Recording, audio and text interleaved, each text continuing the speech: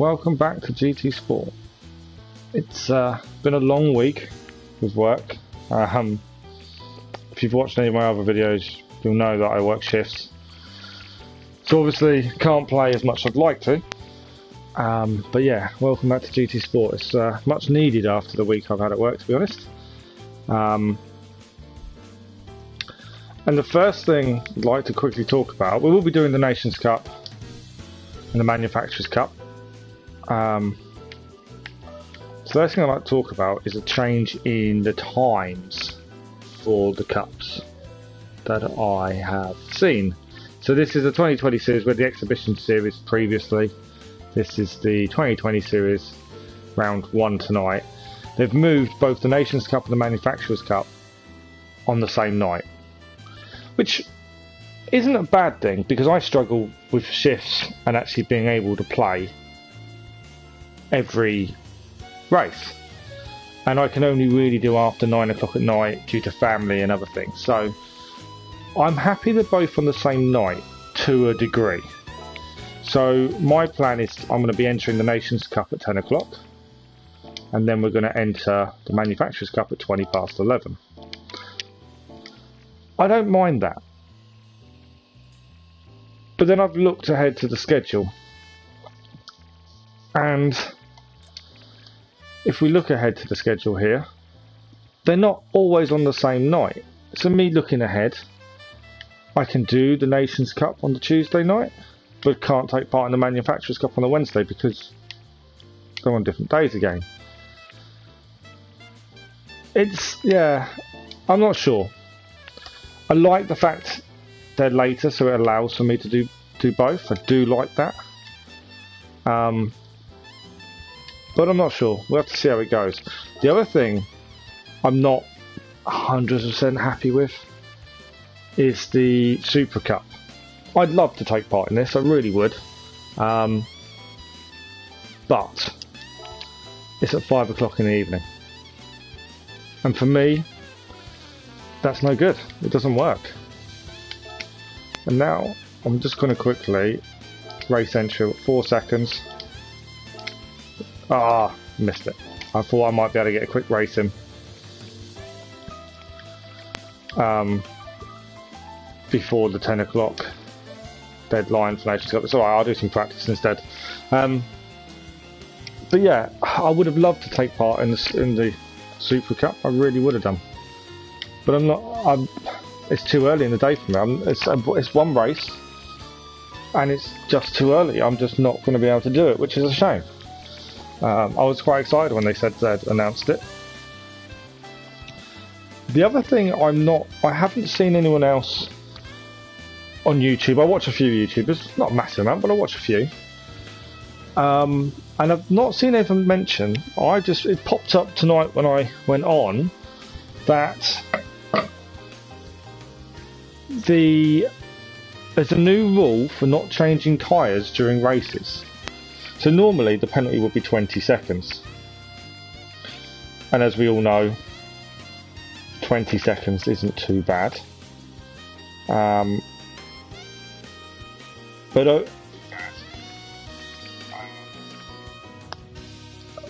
But they've changed it, and no one seems to have talked about this.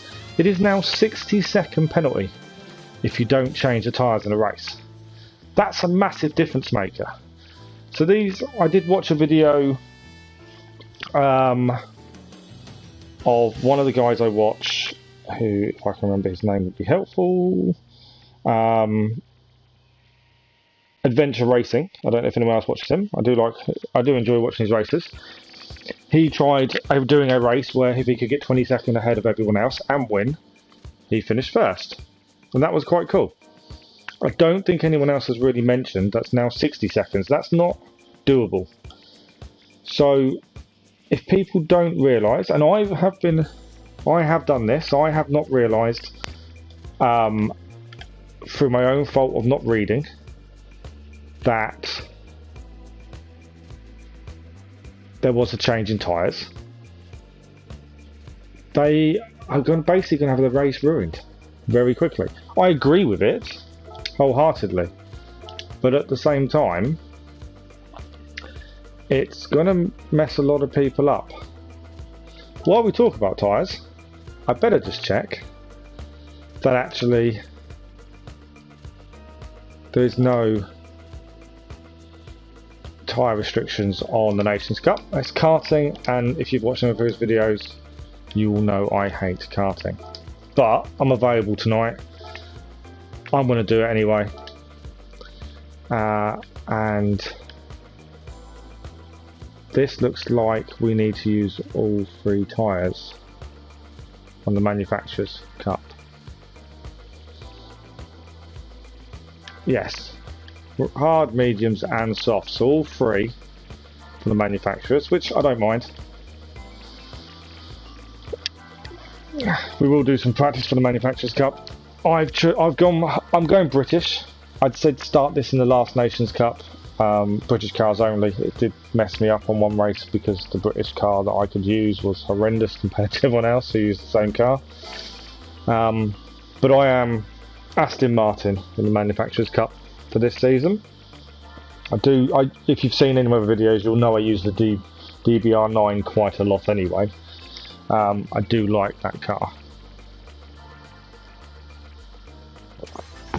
I'm not as au fait with the Group 4 car needed for tonight, which is the Aston Martin, I can't remember the name of it, bear with me, the V8 Vantage. Haven't used it as much, so a little bit of practice would be ideal. My fastest time while messing around earlier on today was a 2:13, which is 11 seconds behind the best times at the minute. But we'll give it a little practice. I've got half an hour. We will get a little karting practice in as well, admittedly. But we'll just do. I know the track very well from a daily race, probably a while ago now, to be fair, when we had the daily race for this. So I do know the track, just not this car. And considering I only get one shot at these races, it would be nice for a little bit of practice. Like I said, I did have a little bit of time earlier to do some practicing, and I managed to get a 2:13, which isn't brilliant by any stretch. But what I'll probably do is do a 15-minute practice on this track, and then I will do practice with the karts before we go into the race itself. I have, like I say, I've had a little bit of practice with this car and this track today, and I've had a little bit of practice with the karts, but I hate karts. And normally it wouldn't be good to try and learn 2 tracks simultaneously. Too much into the corner. But at the same time, the kart track is easy. And I'm pretty sure it's the same kart track we had for the round 1 of the Nations Cup last time as well. I don't think it's any different. So, yeah, not too worried about that. Very sloppy this practice lap. If you've watched my videos, you'll see that I play in controller rather than a wheel, and I still generally get within about 4 or 5 seconds of most of the best times, which for someone who's using a pad I don't think is too bad.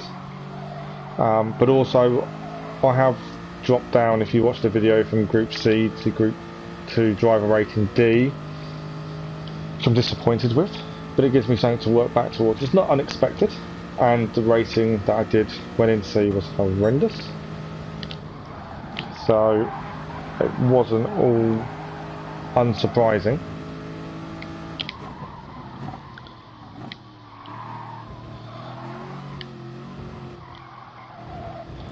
But we're just using this as warm-up really.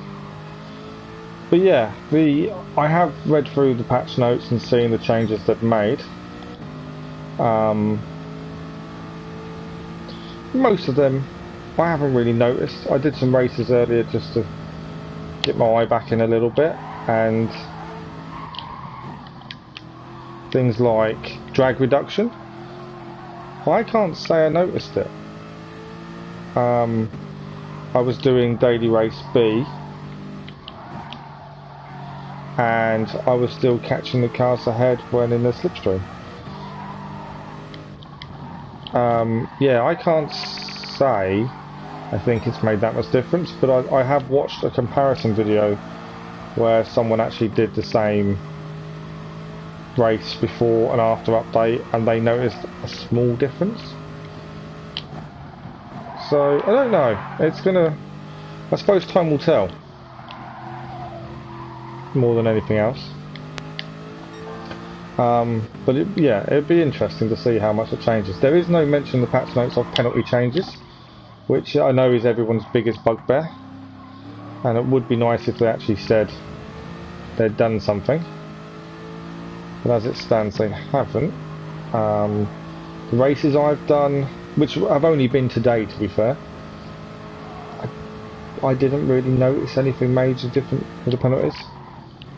So if there has been, there may be small tweaks. I don't know if anyone else has seen anything. But yeah, everything I've seen and read, I haven't seen any real difference in penalties. But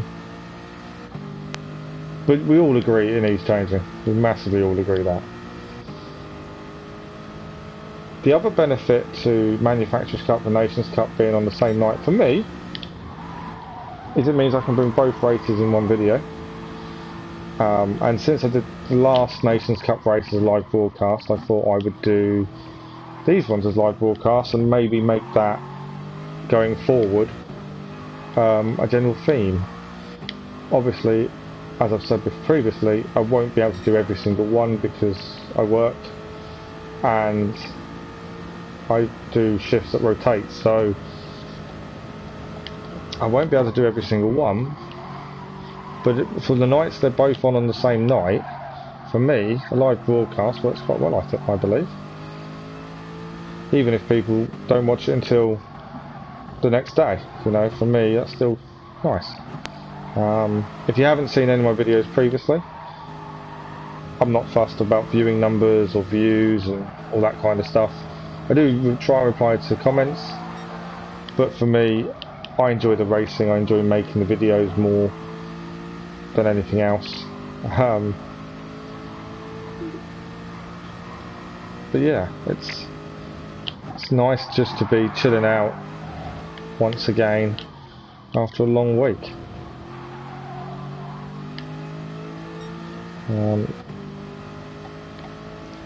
We will go to the karting practice shortly.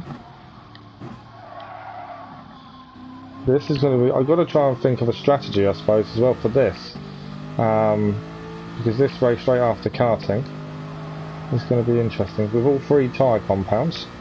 I'm obviously practicing on softs currently. I don't think starting on hards is the optimal strategy because I think you just get hunted down immediately. So maybe starting mediums. I think softs to finish is always the bonus, but you've got to get to a point where you can. I know some people try and get rid of hards after a lap or two. I don't know, I'll have a think. Let's see what I can come up with, to be honest. Not 100% sure at this point. I haven't seen any streams or any videos of anyone else doing Nations Cup today, so I can't even look at their strategies and try and figure out the best. I'm going into it kind of blind, to be fair, as I set my new personal best. Best times in the world currently are 2:04, so I'm actually 8 seconds behind, which is quite high currently, considering I know this track. I think it's lack of confidence in the car currently. I don't know the car very well. If it had been a Group 3, I would have been very confident, because I know what the other Aston Martin can do. This one, on the other hand, still learning grip and that kind of thing with this one. Very slow through that section there. Coming off the accelerating just to make sure it stayed on.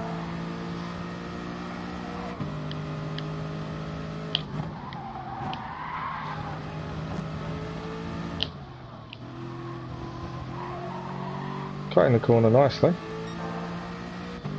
I haven't really looked at...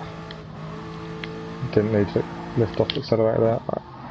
Probably too deep into the corner there. That's messed this lap up.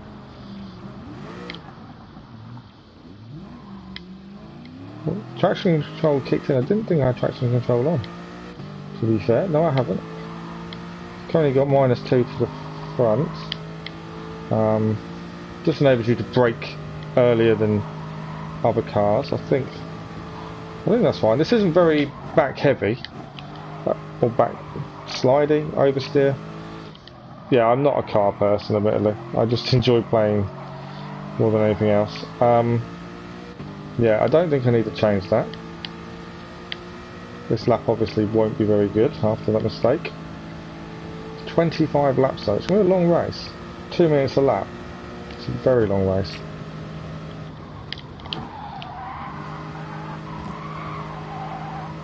Do like that runoff area there, so if you do get it wrong, just trying to see if I can find later braking points more than anything else.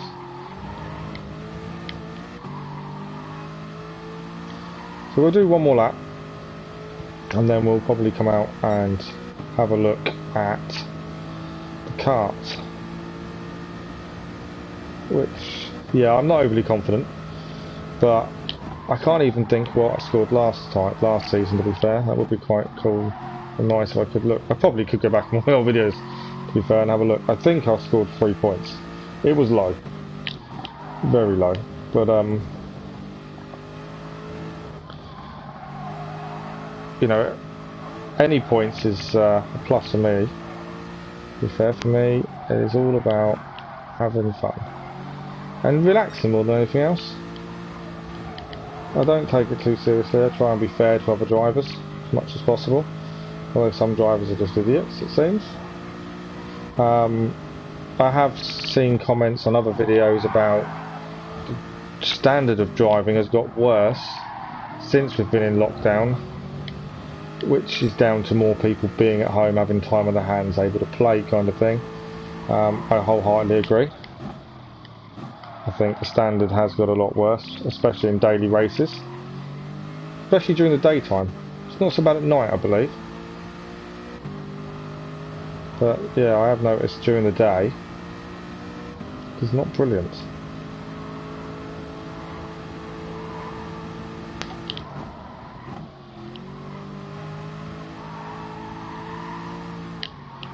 This isn't the best lap in the world.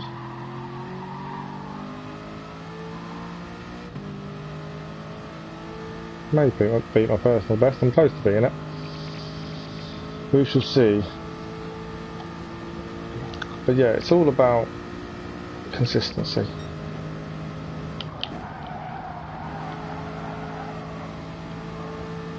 On this track. There are quite a lot of opportunities to overtake, but there's also a lot of opportunities for people to think they can overtake and not actually able to. And so there's a lot of chance. New personal best for me. There we go, 2:11. Still not brilliant. I'm not as close to the main people as I would like. But yeah, we shall come out of this and get ready for the karting.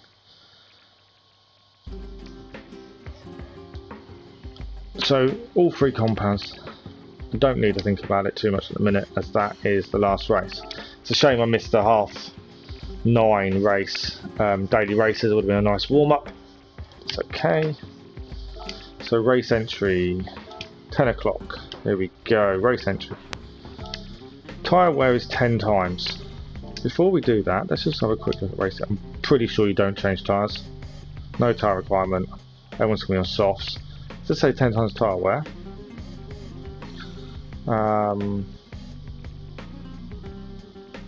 And also the new update added tyre wear during qualifying. I like that. 25 laps. Cool. Yeah, tyre wear during qualifying. I do like that. That's going to reduce fuel burning quite a bit, I believe. But also, if you try and qualify on softs, you've got to get a lap in within the first 2. Otherwise, the tyres will not be as good. Try and do more than that.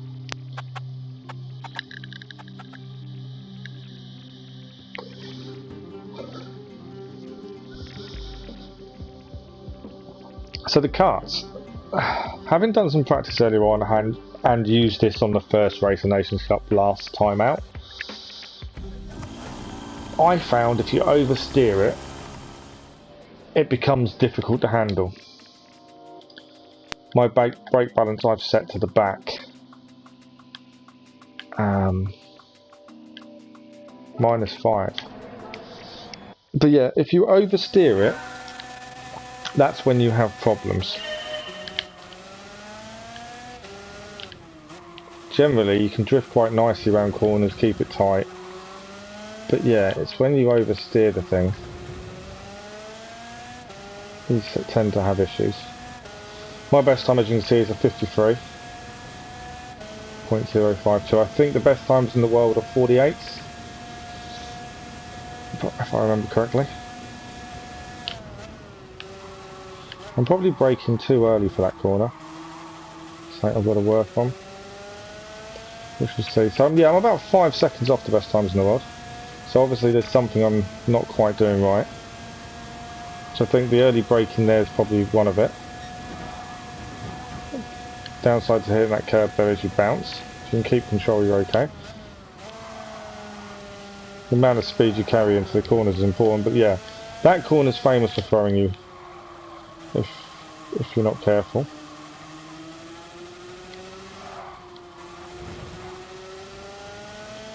So at this point, 48, that's how much difference I've got to try and make up somehow.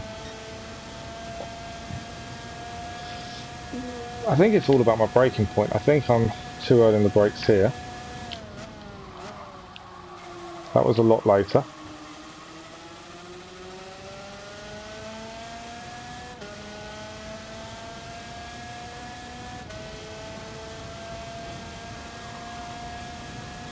I don't think that bump helps. I think you need to be a little bit wider through there. And then it's the braking point for here is the important one.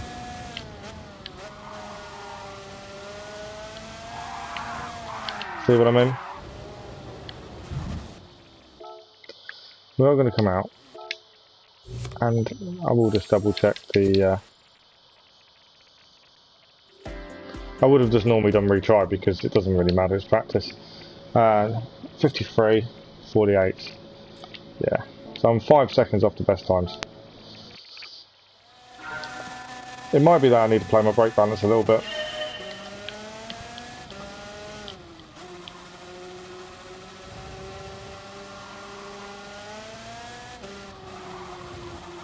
You don't need to brake heavily really here, do you? 5 to the front.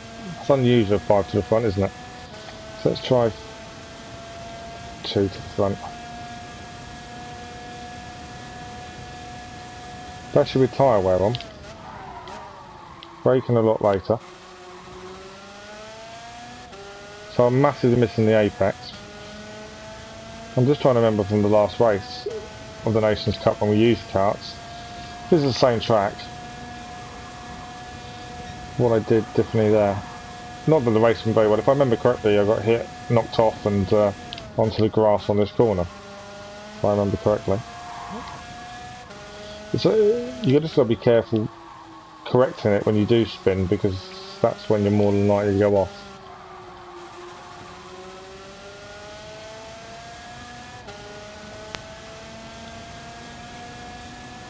Will I improve? I did, I improved to 52. So I'm getting closer to them.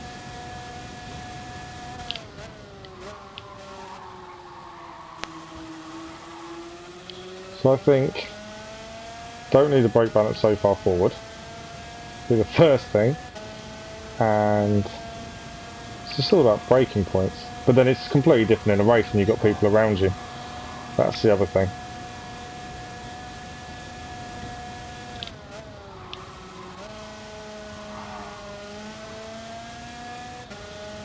Especially with slipstream, although like I say, they have said it's reduced, but I haven't noticed it massively at this point. This should be a lot faster, I believe.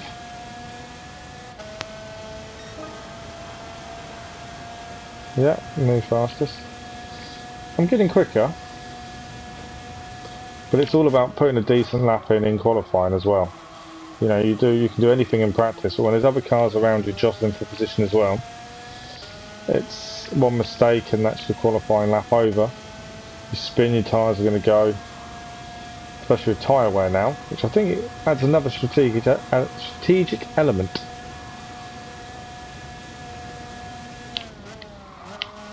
So I don't think it's a bad thing. They're just trying to get it more simulation, and that's what it should be about. I do like my simulation. I brake there when I didn't need to be honest. This won't be a brilliant lap at all. Yeah, they're just making it more realistic. And qualifying, obviously, you have to judge your tyres.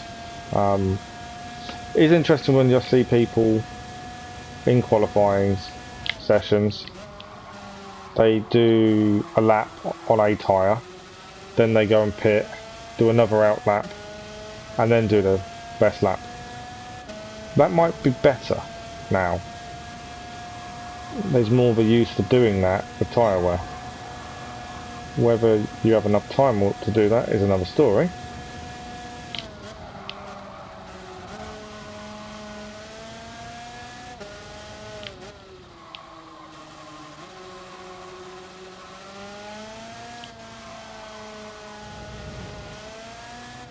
So be careful how much you cut that corner.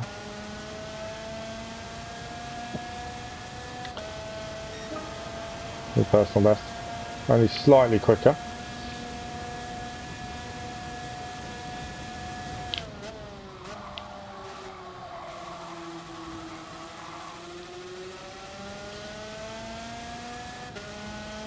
But I'm just trying to, the reason I want the practice, a good 15 minutes of it, is I want the consistency more than anything else. As I said before, it's a different kettle of fish when you're racing with other drivers, but it's consistency on the corners.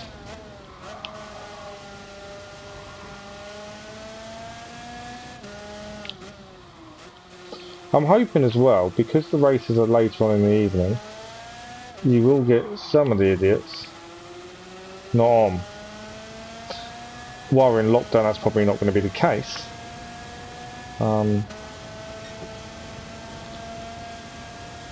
But generally, the earlier ones, there were more bad drivers around from my experience. That was a mistake there. Didn't brake enough.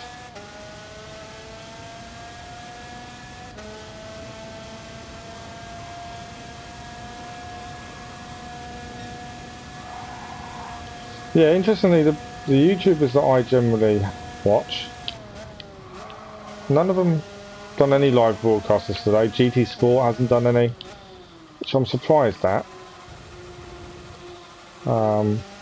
Whether they've done the races and we'll show them later on, I don't know. Because I do generally watch them during the day to get a bit of a eye in before the race itself. But that hasn't been the case today.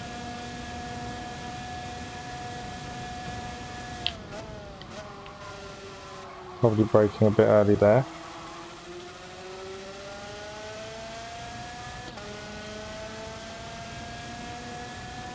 I'm fairly consistent, 52, 53s. Whether that's enough to be in a decent position in qualifying, I'm not sure. And it's going to depend on all the other cars and a lot of argy-bargy and stuff like that, really. Curb on that corner isn't nice to you.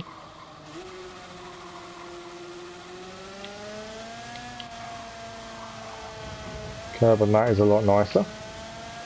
I'm going to be down on my best. Yeah, but I'm consistent 52, 53s. I just need everyone else to be a lot slower than that, which probably isn't very likely.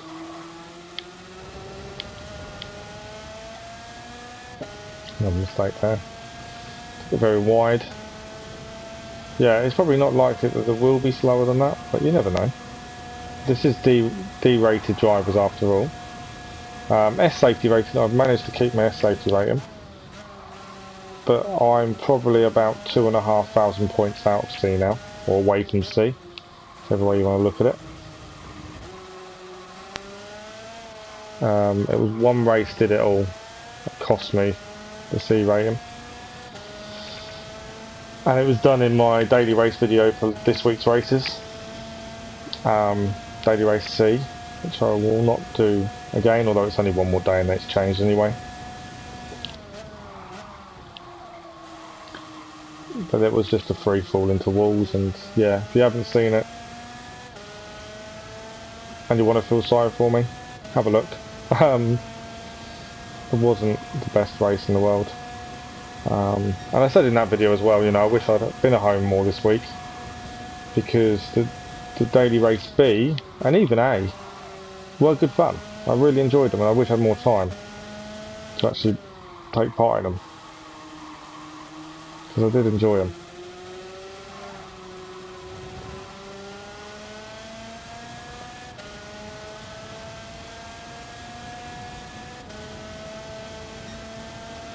Just off my best. Only just though. 2 minutes left. We get to the real thing. So I'm getting the consistency that I wanted. Doesn't mean anything. And real people get involved, but we shall see. And obviously tyre wear will play a factor. I think it said it was 10 times tyre wear. Although 25 laps, you don't need to change tyres. The only time you probably might think about it is if you pit, but you're going to lose too much time, is if you spin, sorry. But then you're going to lose far too much time, a 50 odd second lap. It's really not worth changing tyres. I'm going to slightly beat my best time now. And we've probably got time for one more lap before I come out. The reason I'll come out before the race starts is mainly because I want the credits and mileage points more than anything else. I know a lot of people don't. They'll do 20 odd laps of practice and then go straight into the race. Yeah, I don't play enough, or as much as they do generally, to actually not worry about the credits as I would like them. It's a shame really the Nations Cup starts with karts, as it would be nice to actually start with a British car, but at least we can do that in the manufacturers.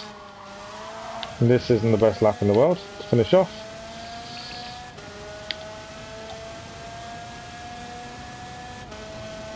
But there we go. So my best was a 52.4. But I was consistent. That was the thing. I was between 52 and 53s. And that's kind of what I was after. Adjusted my brake balance. Change it on there so it stays. That's something. And here we are. Ladies and gentlemen, boys and girls, children of all ages. We're here for the Nations Cup. Start of the new season. We've had the exhibition. And now it's the real thing. I don't actually know if that's how it works, to be honest. Quite change of tack there. Exhibition series tells me it's practice and a show-off kind of series, and then this is the series, but I don't know. I'm sure people that have played this a lot longer than me will be able to tell me otherwise.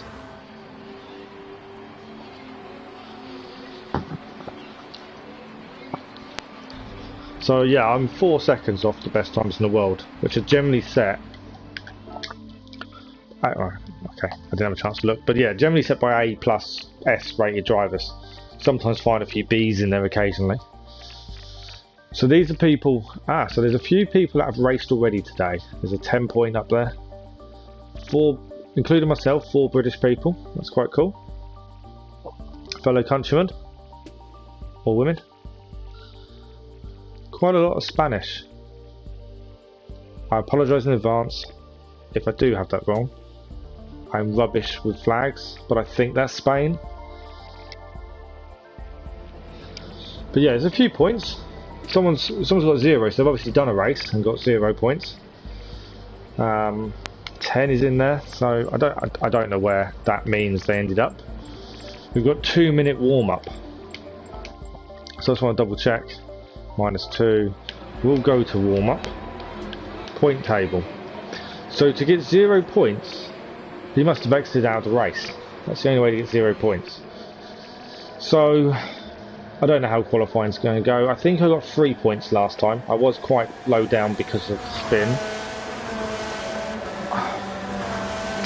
I can't even say where I'd like to be fair. A top 10 would be nice, but I'm not expecting it. But yeah, I'd aim for top 10. It's probably my aim.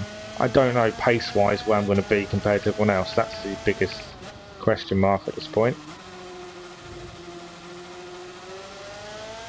That's going to be what it's all going to depend on.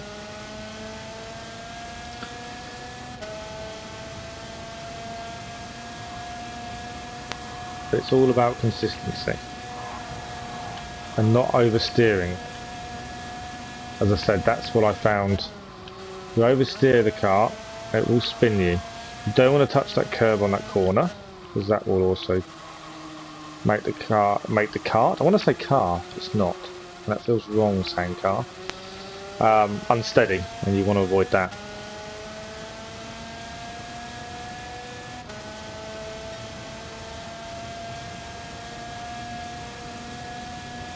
But yeah, I think it's going to be an interesting start to Nations Cup. I think I do like the fact they do this for the Nations Cup. You know, it is a kart race. You're expecting cars, you're expecting that kind of racing, and you're starting off in karts. It's quite a quirky way of doing it. Oh, someone says that's not good for me. So he's set a warm-up lap of 50 seconds. Compare that to my personal best and my consistent best. That's not good, but I think that was set by the guy who scored 7 points. So qualifying now, 5 minutes. So we're looking at, in theory, 3 laps. Come on, I want to be out. But fuel might take and tyre wear would be interesting, because you can, as the fuel goes down over the course of the laps, in the 5 minutes, your tyres will get worse. So there is an argument for changing tyres.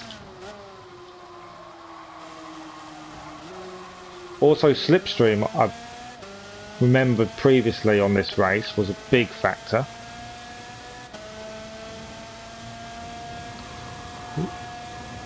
You want people slipstream. The thing is, I need to change my radar. Cool, done. Yeah, from what I remember, slipstream was a big factor. And there's some idiot deciding to ram as he takes the corner far too quickly. But I will have his slipstream, hopefully, into my first lap. Someone's spun already. Right, we want the slipstream coming into the first corner. It's weaving about a bit, but we had his slipstream. That will help us. I just didn't want to have him try and take me out in the first corner. 3 minutes 30 to go. It's whether it's worth pitting to get better tyres after a lap or two. Would you make it round again? That's the question. I'm pretty sure you'll find people do it. I just don't know if it's worth it. Nudging the, and I've nudged off for my fast lap there by the guy who nearly caught me before. So that's not good for me. That's going to mess up my lap. They're saying 53s and 54s. I got a 53.8, even though he nudged me off. Which kind of tells me I was on for a very good lap, which is annoying. I've gone too slow for the first corner, braking far too heavy, I believe. I could be wrong. But yeah, 53.8 is my best, is my only lap so far. I'll call that my banker. I think that's probably my best bet. 2:30 left on the clock.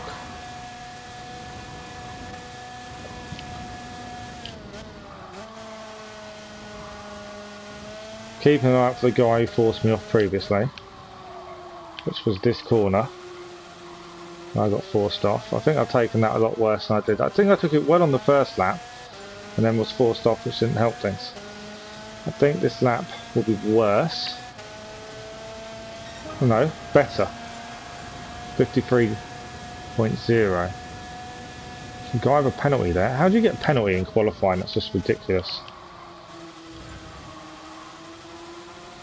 Hoping to gain slipstream. That's kind of what we need here. Got time for one more lap probably after this. Tyres really aren't wearing. Fuel is obviously burning. So we should only get quicker.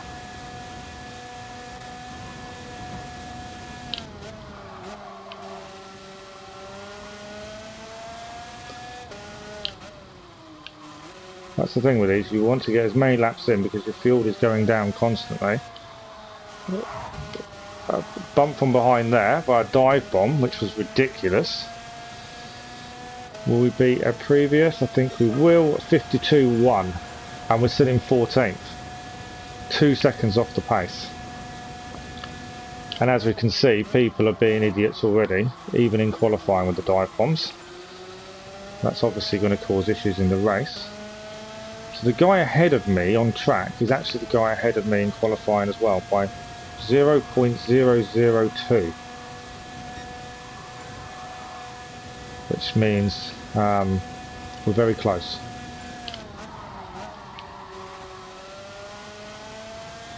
I've got time for one more lap after this. Tyres are still looking okay, and fuel will obviously be lower. There's a guy trying to dive bomb again, which is just ridiculous. I'm trying to get some slipstream here to try and help me. Still in 13th and set a new fastest time. The bump behind, I don't know if it helped or hindered. Probably took that very wide compared to what I have done.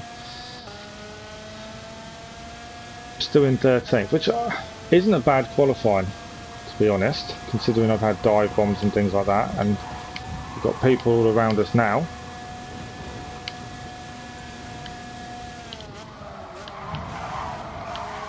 Being hit by everyone there. A bit of a Spanish sandwich by the look of things.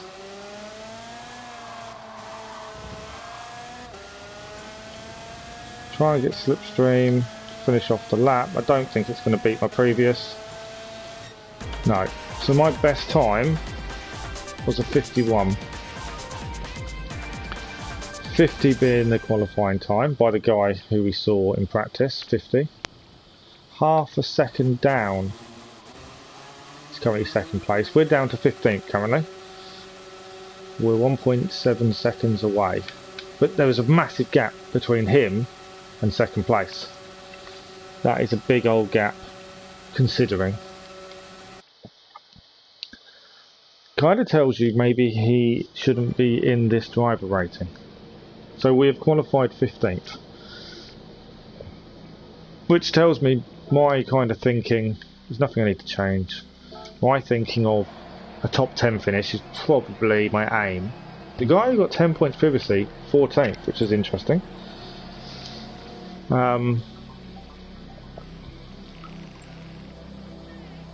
Another British guy just behind me.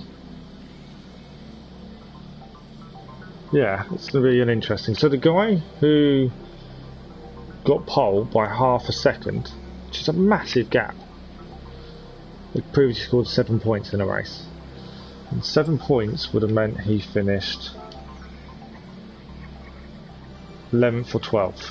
Okay, that's interesting. But yeah, he's pole here. But then did something happen? We don't know, do we? That's the thing. And here we are.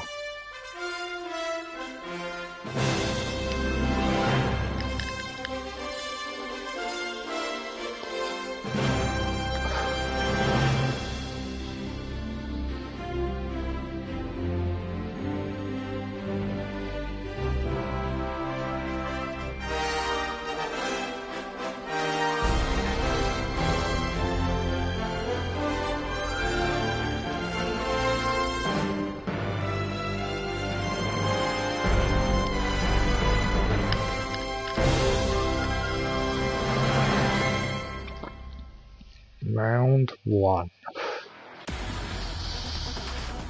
Normally I like to look at the cars as they go down the grid and say how nice they look or how I don't like them, but they're all karts. There is no different. I suppose the liveries could be different. There's a white one. There's a greeny kind of one. There's another white one. There, it's pretty similar. So this is a rolling start, and I'm down in 15th, so I will have a massive gap to me and the leaders right from the start, but this will be a good test of slipstream and how they've changed it, to be honest, because this race is all about slipstream. If you can get slipstream, you can go quick. I still don't understand how he's half a second ahead of anyone else in qualifying. That is a ridiculous time, unless he had slipstream all the way. We shall see.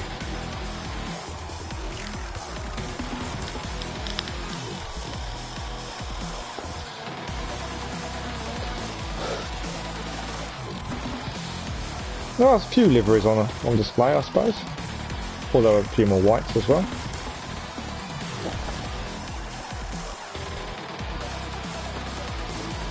I'm happy to qualify 15th. That's not a bad shout. And I thought 51.7 was my best ever.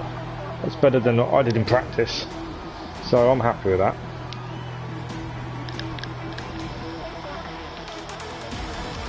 And immediately, to start this race, I know we're going to be under attack. That's the big thing. It's full concentration from the get-go, and hope for no dive bombs. Because the minute you're in the wall, that's a 1.5 second penalty. The minute you go off the grass, spin, it is near enough. The laps are so quick, it's near enough game over. Even at 25 laps. So here we go. To run into the start. 15th place, I'm assuming I'm going to have the final corner to take.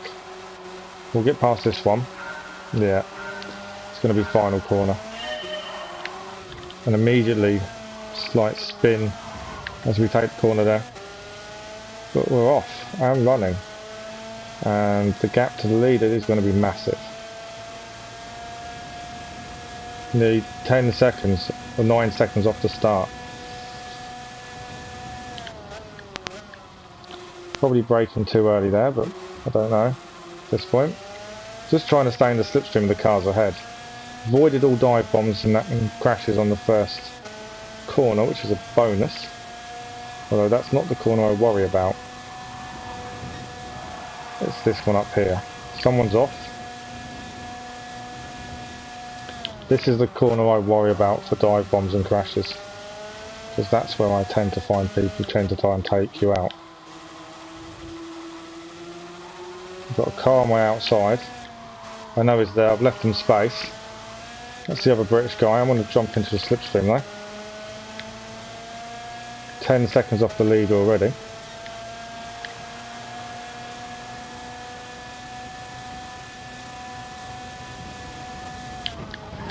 Whoa!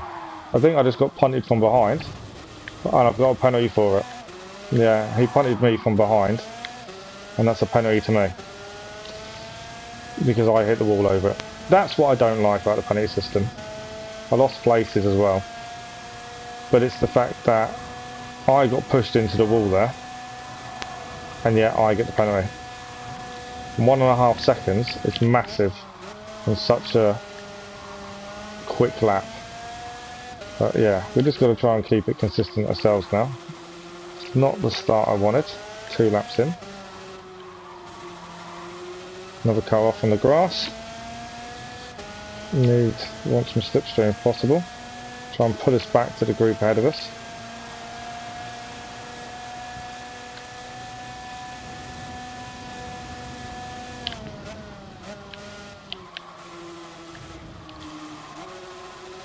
I think I'm braking far too early for the first corner, but I'm about to lose positions now anyway. All because of some idiot. Yeah. We're back and we only lost 1 position with 16th place, so 1 down on where we started.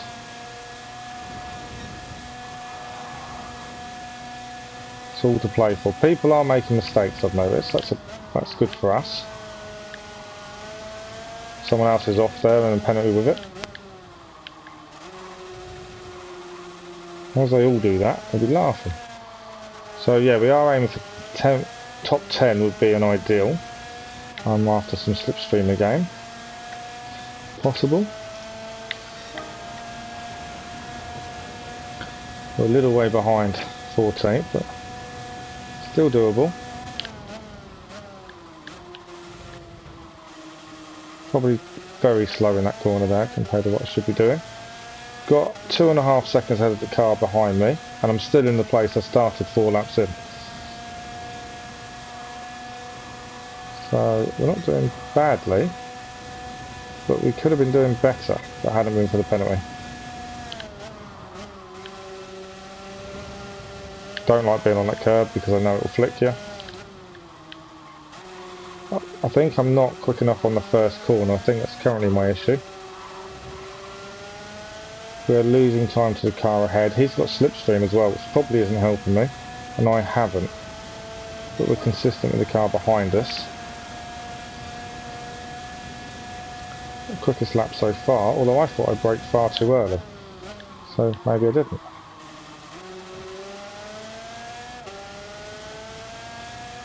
Need more people to have battles ahead of us, don't we? Because there's a big group got away ahead of us. I can see three or four cars currently near me, or within sight anyway. One's off. This one guy's hit the barrier as well, so he's going to have a penalty on top.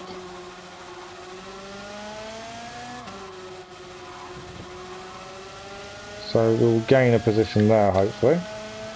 Right, he will give me some slipstream as well. The fastest lap of the race.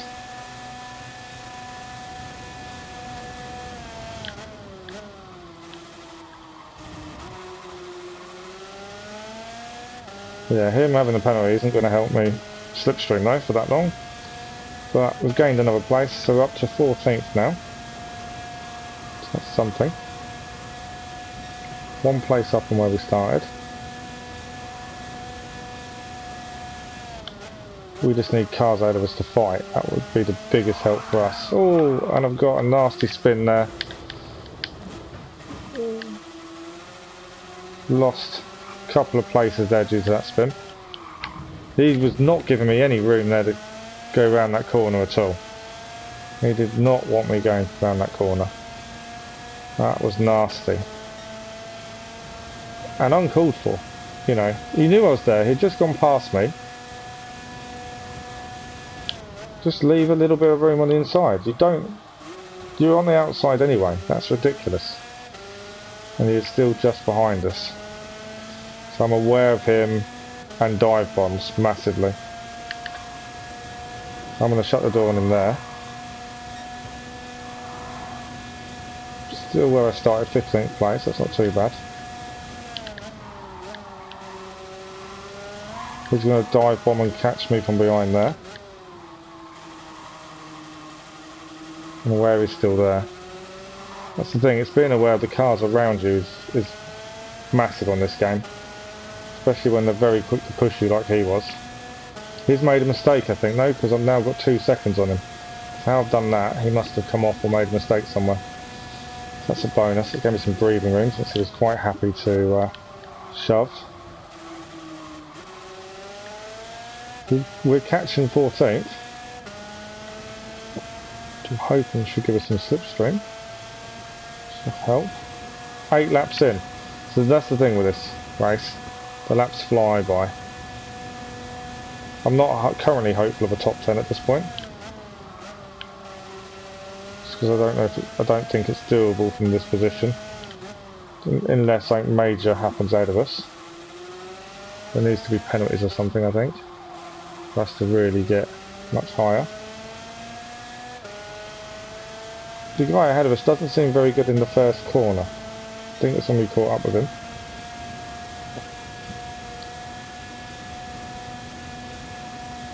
Our best so far is a 52. Fastest lap of the race, a 50.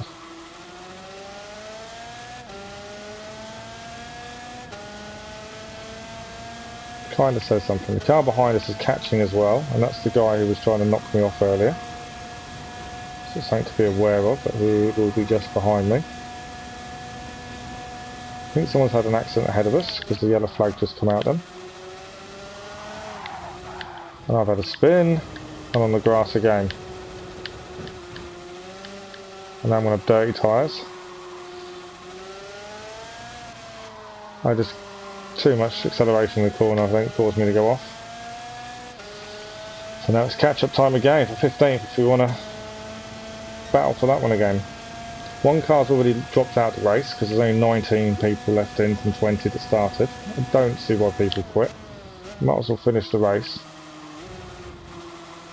Got a car behind me. We've got to take this about 15th now after what he tried to do to us.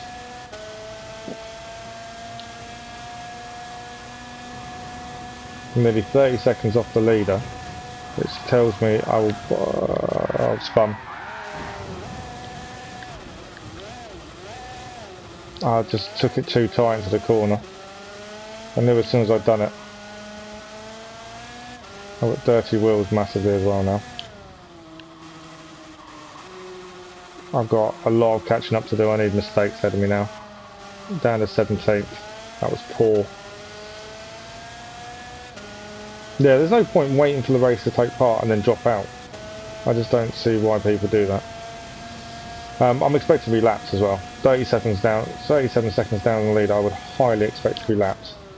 Braking far too early for the first corner. 8 seconds behind the car ahead of me, the guy who kept trying to force me off. Someone's had an accident, I think, by the looks of things. Someone's dropped out, someone's disconnected. And there's a guy who's had an accident there as well, because he's got a penalty. Braking too early for the corner. We'll take that back up to 16th. It's all about consistency, and I've had a couple of bad laps where I've made silly mistakes, really. Alright, let's get the consistency back. See if we can try. We've got 13 laps to try and catch the guy in 15th, at least finish where we started. That's kind of my thinking. A lot of it will rely on him making mistakes massively. If we're consistent, that's all you can ask for. Notice I'm getting slower into the first corner, I need to fix that.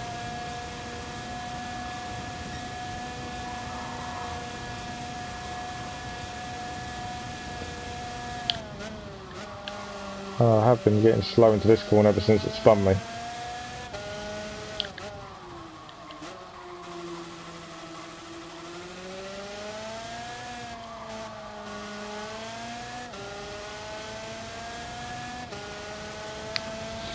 Ten seconds behind the guy ahead of me now. 9 seconds ahead of the guy behind. So that's something. But I'm kind of in no man's land. I've got no slipstream from anyone else, which is not helpful.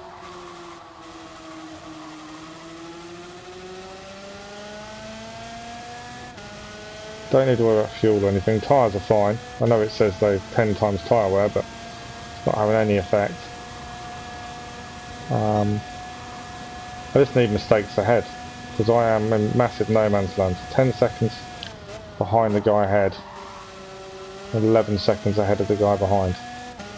So I need consistency, but I need them making mistakes. It's a lot to ask for really, isn't it?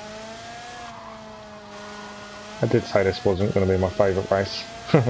And I'm more looking forward to the Manufacturers' Cup at this point, just because at least it's a proper car race. 52.8.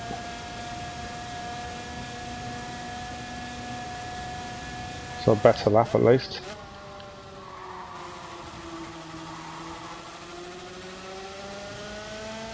I'm not really eating, well, I'm eating into the time of the car ahead a little bit, but nothing major.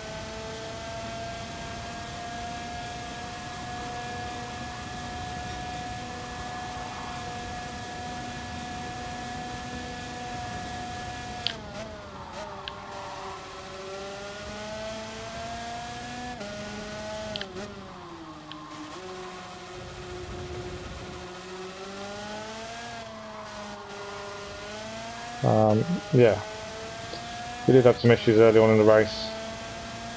A penalty that wasn't, I don't believe, was my fault.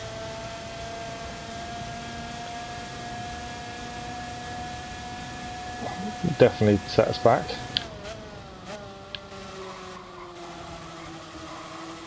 Yeah, I definitely don't think that penalty was our fault when we hit the wall. We were pushed into it, but these things happen in racing, you just got to go on with it. This is one reason I think quitting a race seems pointless. You queued and wait for the race to start, and then you quit out of it because you're not doing very well.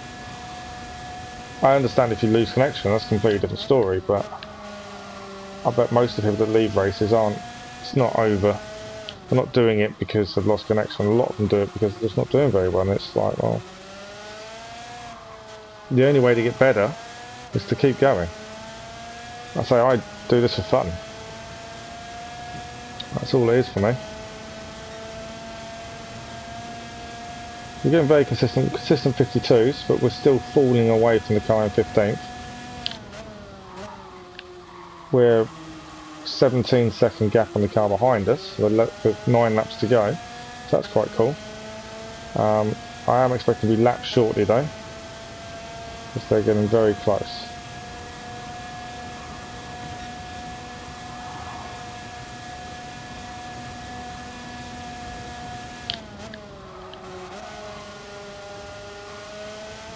The British guy that set the really good qualifying time, not in first place. I thought he would be. But unless he's just not consistent when it comes to race.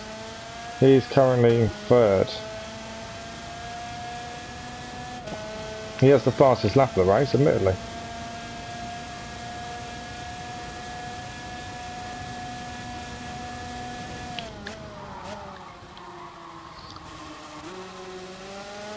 I don't know if I'll get slipstream with the cars that lap me, to be fair. Nice if I do, because that would help me at this point. I don't think I've got any chance of gaining a position. I'll get every chance of losing positions if I'm not careful. Although we have been fairly consistent now.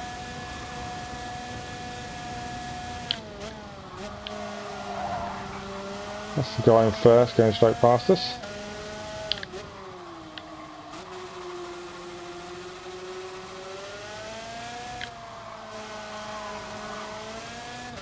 Let's see if I can latch on and get slipstream. I don't know if I will, if the slipstream effect works or not, and then ghosted.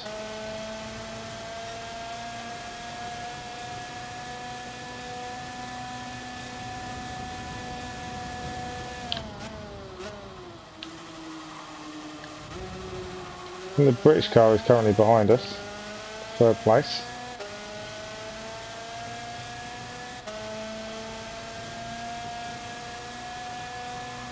Still losing time to the car ahead of me. British car in 3rd, I think he's still got a good chance of winning this, as these two are battling. Whoa, I went to spin there. Just managing to hold it together.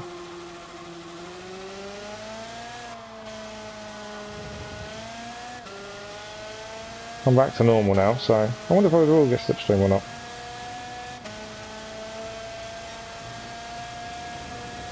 .52.8, so consistent still.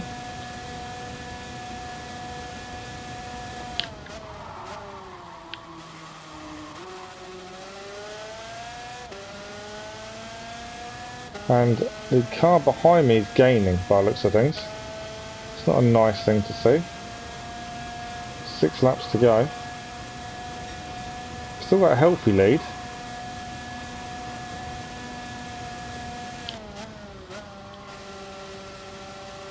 How's that suddenly jumped to 22 seconds behind the car ahead?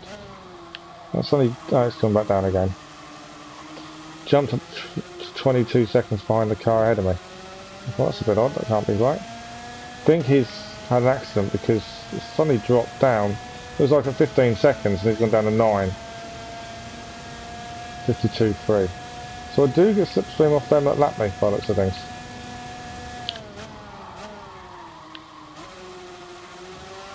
They're now all too far ahead of me, I think.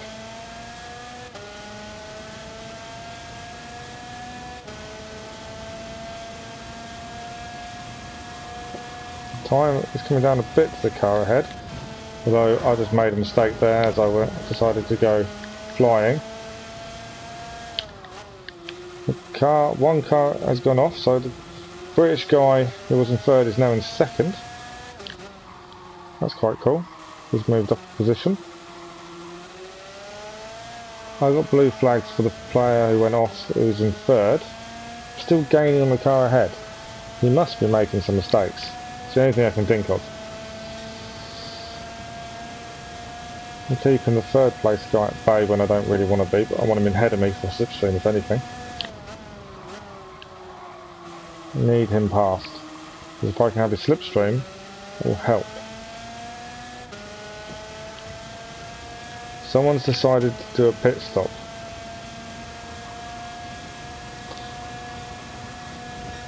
Unless you damage your car from crashing, seems a bit silly, but okay. Each to their own. Right, that's the car in third now going past me. And fourth, that's fine, I don't mind that. I want the slipstream. That's what I want.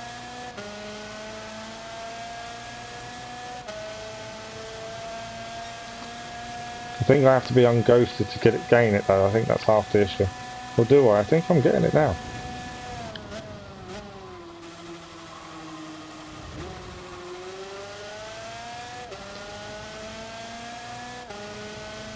It's a good battle going on ahead though for third and fourth.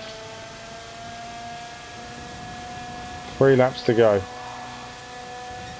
I'm unfortunately resigned to 16th unless I mess up. I can't see how it's going to get any better at this point.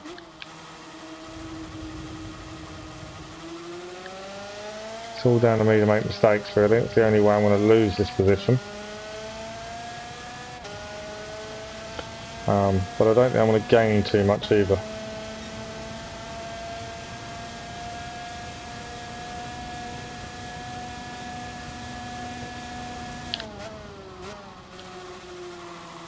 So not the best start to the Nations Cup, admittedly, but kind of the start I expected based on the start of the Nations Cup previously.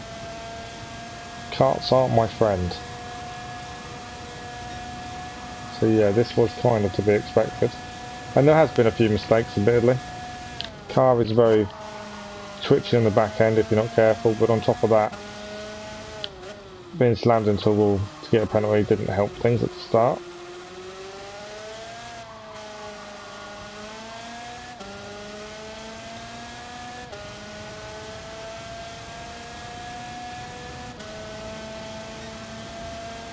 But we are consistently 52s, which is nice.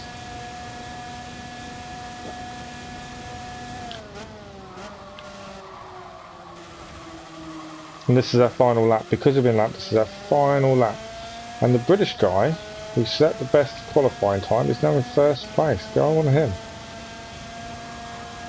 That's the thing, it's not just about me in these races, it's a nation. So it's nice to see Britain. Oh, he's just been overtaken looking at that, because he's gone down to second. I think I'm about to lap 18th. Although I don't think I'm going to quite get to him. No. Oh, yeah, I am. I'm actually going to lap 18th.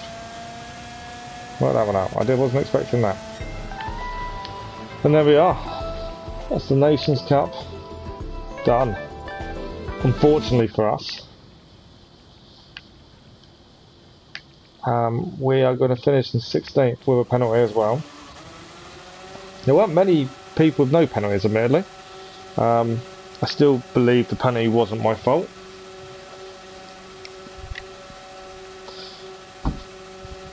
If anyone watching this video thinks it was, please let me know.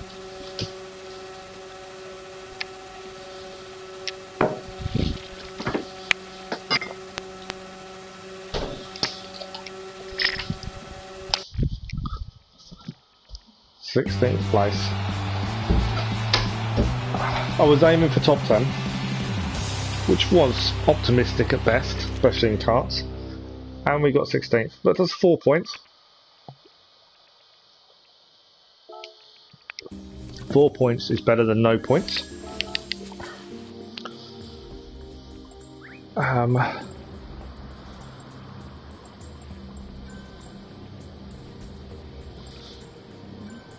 yeah, we'll take that.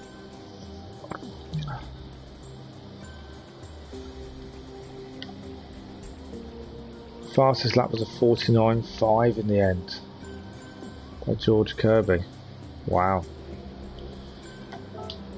Let's have a look. He's nearly up to C, to be fair.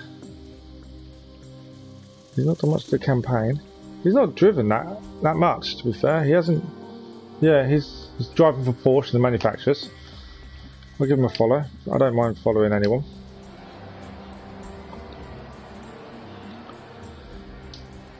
So yeah, he got 13 points. We got out 4. We'll take our 4 points. And that is the start of the Nations Cup for us. So looking at the next race, like I said at the start of the broadcast, next Nations Cup will be on the 28th. Dragon Trail Gardens. I like Dragon Trail.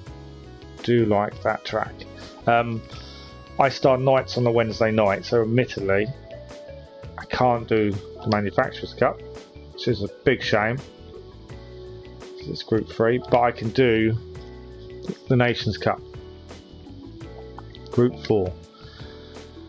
The only thing, I will have a look at it now just because I can, while I think about this, is my garage Group 3 British cars. Is it Group 3 or Group 4?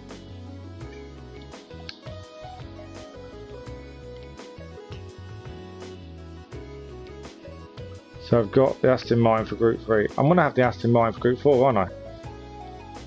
As well, because even though it's a gift car, you can still use it. The Vantage. I've already forgotten what it said though. Really.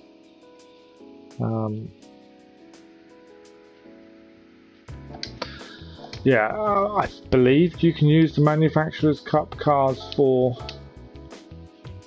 Nations Cup races because they're in your garage. I would have said so. Group 4. So yeah, if not, I'll have to buy that car. If I can't use the one I've got, I will have to have a look. But I'm assuming it's a car from your garage. It normally is, isn't it? I'm disappointed with the Super Cup. So yeah, looking ahead slightly, can do the Nations Cup on the 28th. Can't do Manufacturers, and I can't do on the 2nd of May because I'll still be on nights, unfortunately. But I should be back for these two. Won't be able to do the double header there because I'll be on days. So I'm just trying to work this out in my head as well.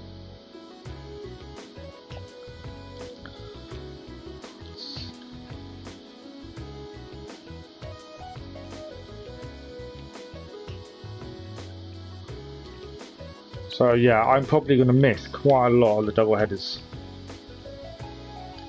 by the looks of things, which is a shame.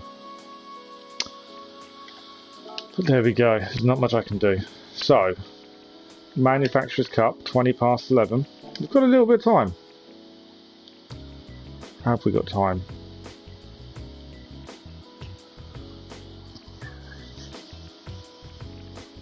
I'm just wondering if we've got time for another race. It's 20 past. We've got half an hour.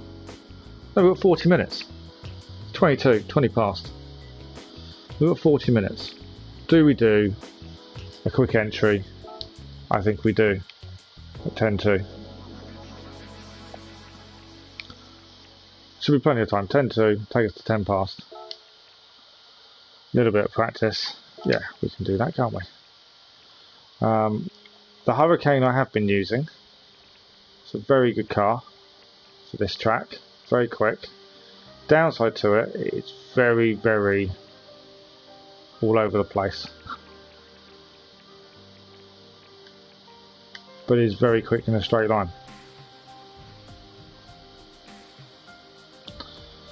We'll go for the Hurricane. I did set my fastest lap with the Dyrocam.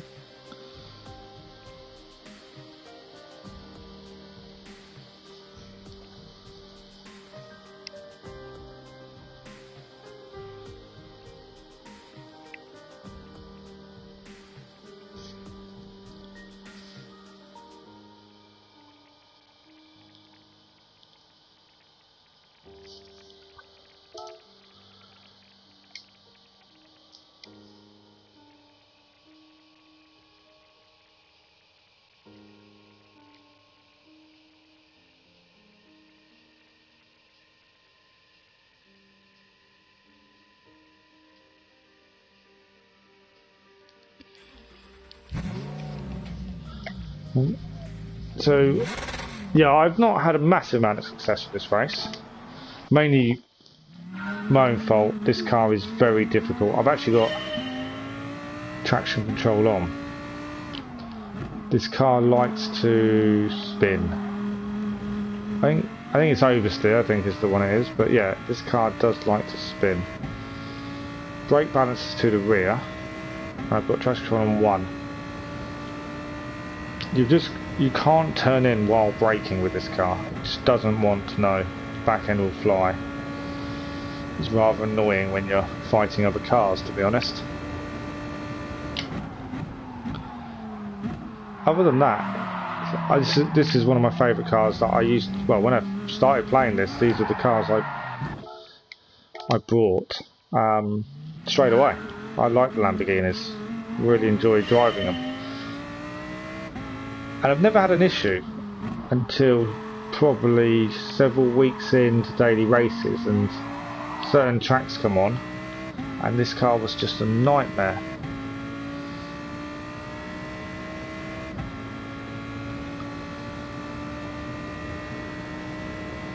And you know, I've got used to driving different cars the more I turn traction control off. But normally I do drive this car with traction control off, but with this race I've had to turn it just back on. It's just horrendous. The car twitches and wants to go. And I'd normally change my car at that point and think, well, obviously the car's not suited, but actually looking at the top times, this car is actually suited to this race. Which is you've just got to be able to control the beast.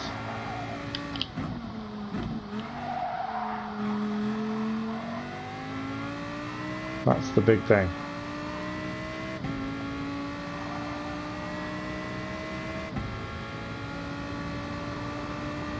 But it's normally, I really enjoy driving this car. It's got very good straight line speed.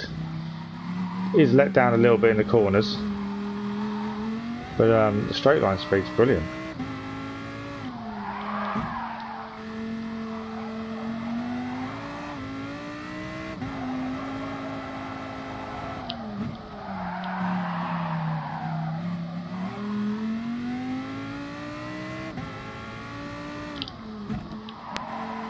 So yeah, we'll just do this race and actually give us about 10 minutes before the Manufacturers' Cup starts, and then we should be able, we'll do the Manufacturers' Cup and aim for hopefully a better result than we just had, to be honest. Although, like I say, I was optimistic at best for top 10.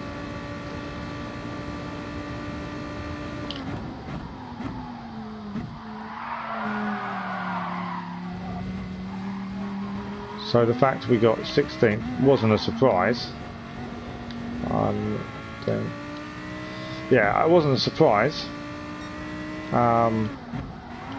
As it was overly optimistic to think I had a chance of a top 10. And thinking about the race now, I like to think about what I did wrong. And yeah, having another car hit you into a wall is definitely a big wrong. But it's one of those things, I suppose. These things happen. That's the downside to only having one chance at these races. You've got one race. Something goes wrong,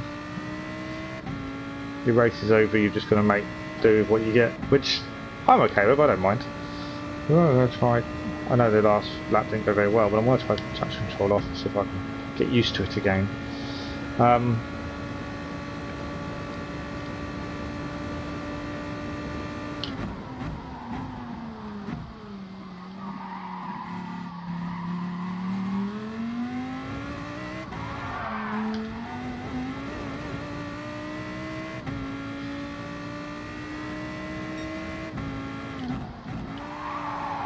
I've got a penalty for ignoring track limits, okay.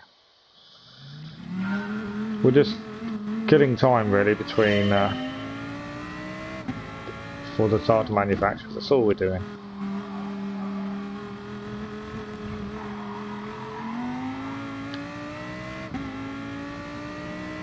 And I'll probably end up turning traction control back on for the race.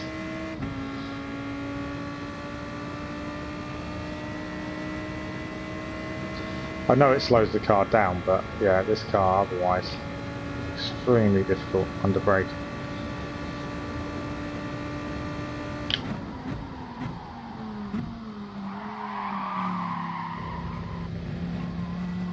As you can see.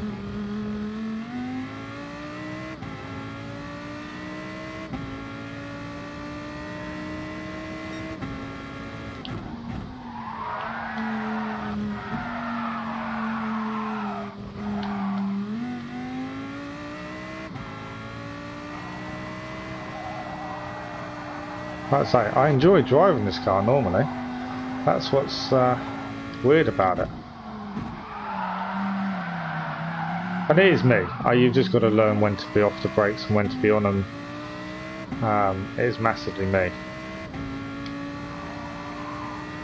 I know that.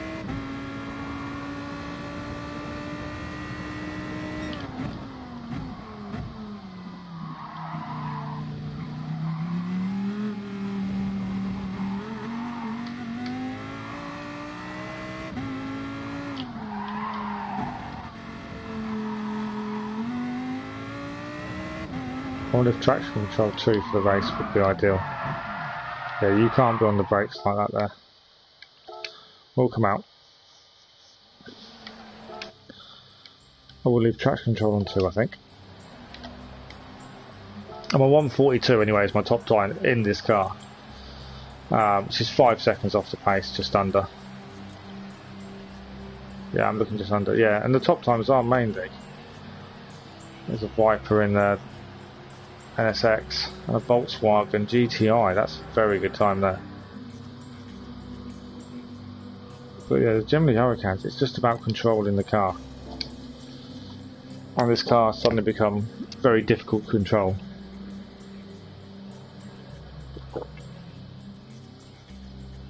But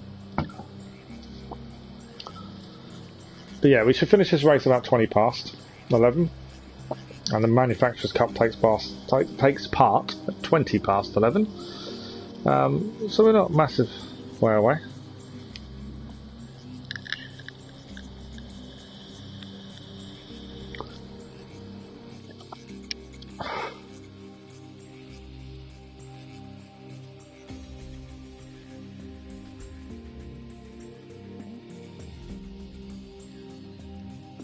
So we've qualified at that time in 4th place. That's not too bad.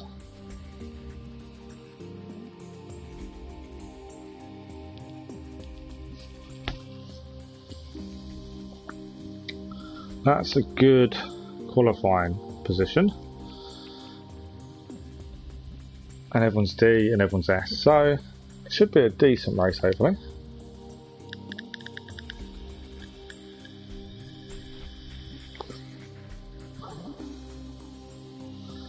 This will probably end up being my longest broadcast, although this is only my second broadcast, to be fair.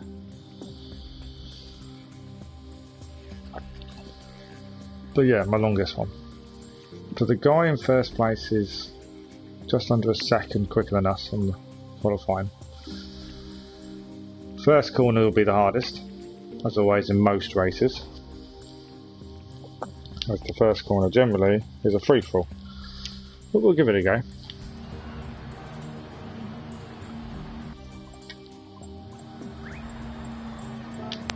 Have a little bit of a warm-up.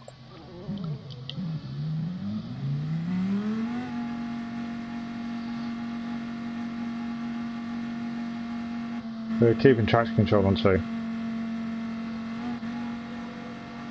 Someone has actually gone out on intermediates. Why would you do that?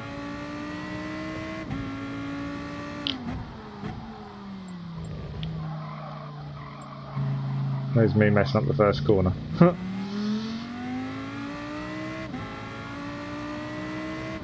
So yeah, so having the traction control on 2 will slow me down, when especially in changing gears, and you can get a bit bogged down in corners because of it. But the way this car is handling at the minute, and the way I'm handling it, I think that's my best bet.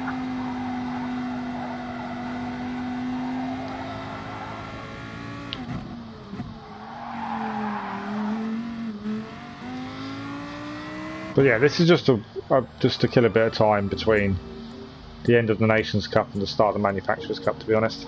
It's the only reason we're doing this. Also, I need to kind of get my driving brain back to see if I can. We're now starting 3rd, someone has dropped out. So a 3rd place start. Be nice to try and keep it 3rd, if not higher. The podium would be nice. We shall see.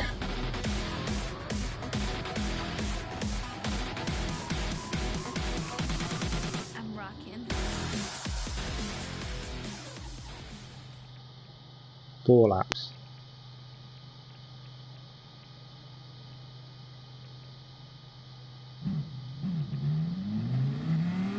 So like I say, the plan is do this race and then we'll go and do some practice for the manufacturers, and then we should be ready for it. And the manufacturers race starts at 20 past 11.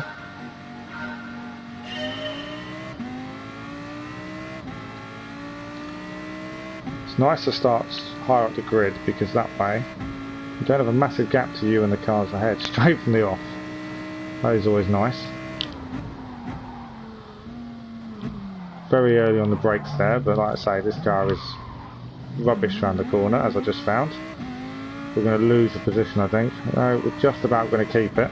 He's on the inside though, so I've got to try and leave him space. My own fault, I took the corner too tightly. We're being mobbed by all the cars at this point. All because I took the corner too tight.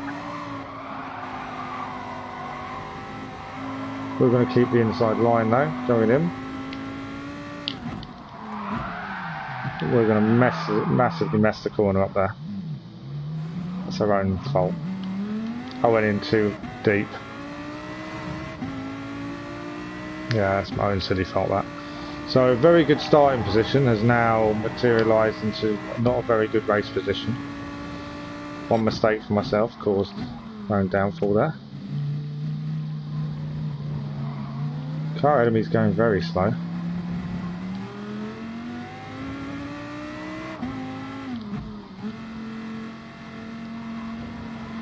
Like all these cars are being held up really, but I hope we can get past a lot of them on the straight. We're going to take the inside line here, up to 10th. Hit from behind. 2 cars have gone into each other and ghosted. We've got past them, so we're now up to 8th, which is poor considering we started in 3rd. But yeah, it's down to us making mistakes more than anything else. We're going to sail past 7th as well, who I know will just slide into my slipstream. There's a car on our outside there.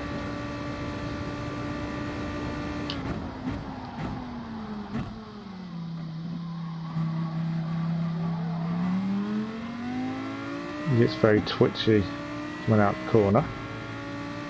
I am aware of his braking point, admittedly. I was too heavy on the brakes, I think. I've lost another place as well.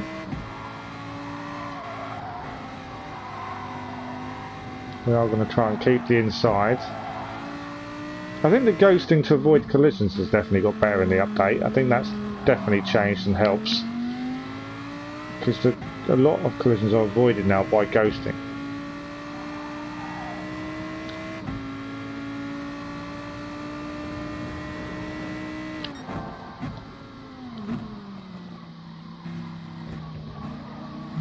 Car ahead of us went in very deep there.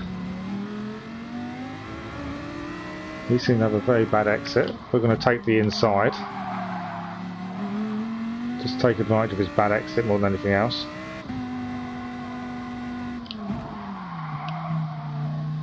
Bit heavy on the brakes. We're up to 7th now. And there's the understeer kicking in, but we're going to take him on the exit. Oh, a little bit of a push there.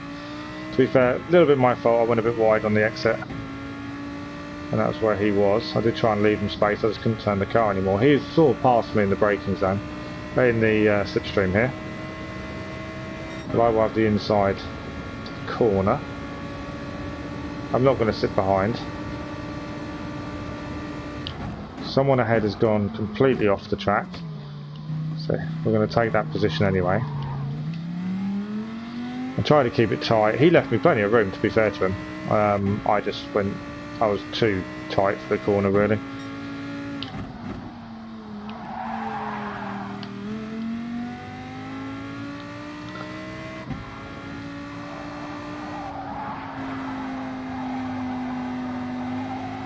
Not quite tight enough on that one.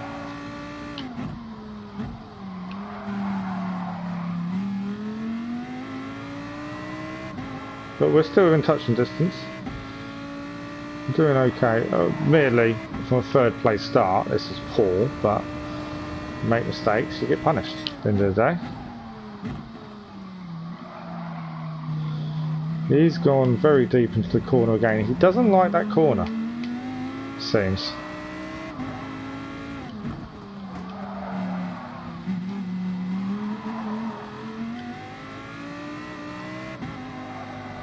Car ahead's got a penalty. I don't know what the penalty was for. Track limits probably, by looking at it, 0.5 seconds.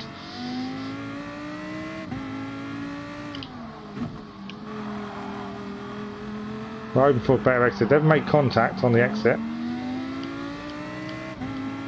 And we've now got his slipstream.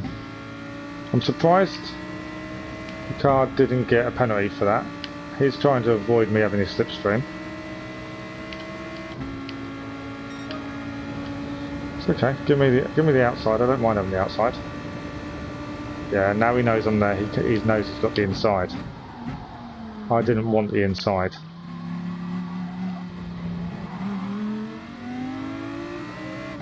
This is going to be a battle for 5th now on this final lap.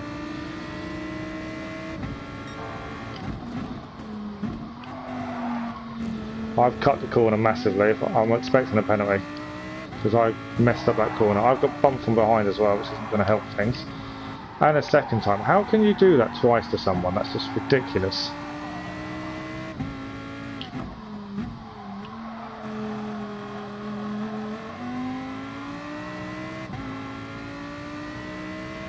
I understand the first time could be an accident under braking, but the second time is just stupid.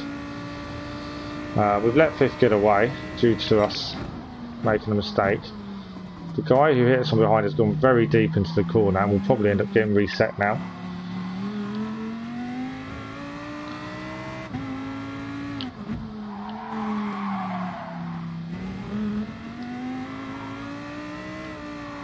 Don't know whether we've got much chance of catching 5th at this point.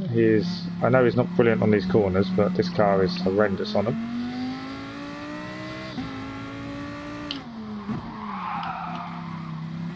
And I've messed up the final corner, so I don't think there's going to be enough slipstream to catch him at this point.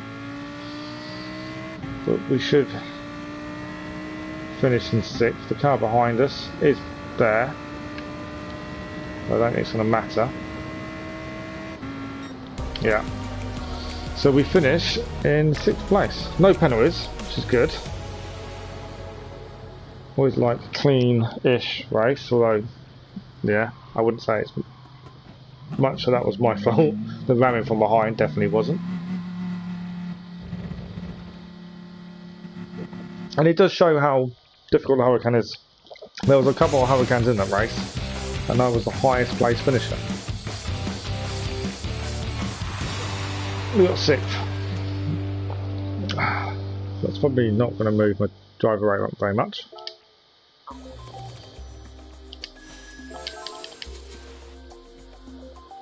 But we'll take it.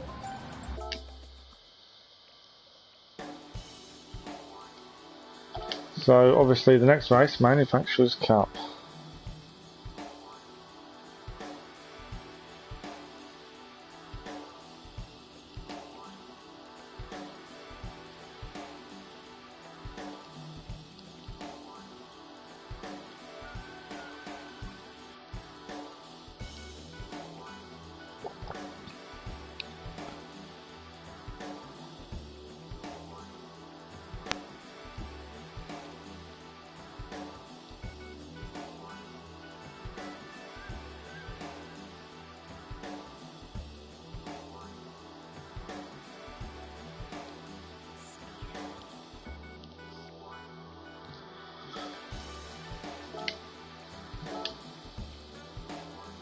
We're just going to wait 1 minute and 20 odd seconds so we can actually enter, and then we'll practice.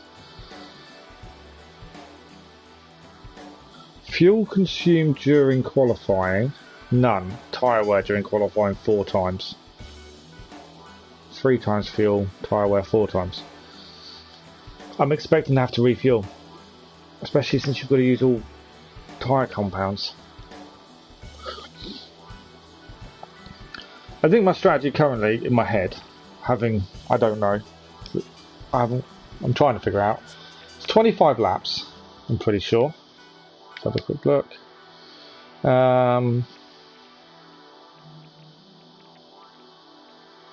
Soft to hard, 20 cars, 14 laps. What? It's 14 laps. And you need to change tyres 3 times. So in actual fact, you may not need to refuel.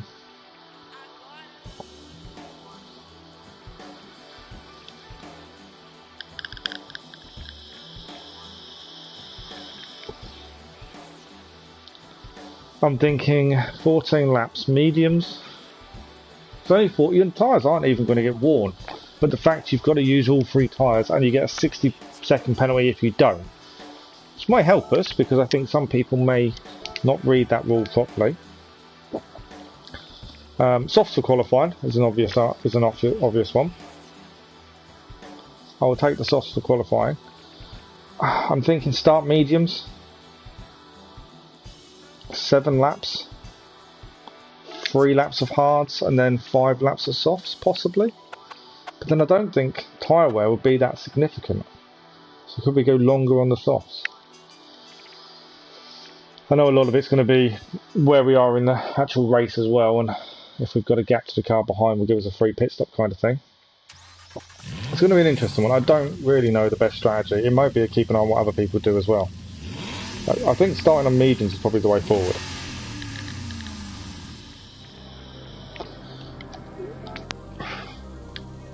So 2:11 is my fastest time so far, which compares to the best times 2:4, 9 seconds, which is quite a way away from me normally.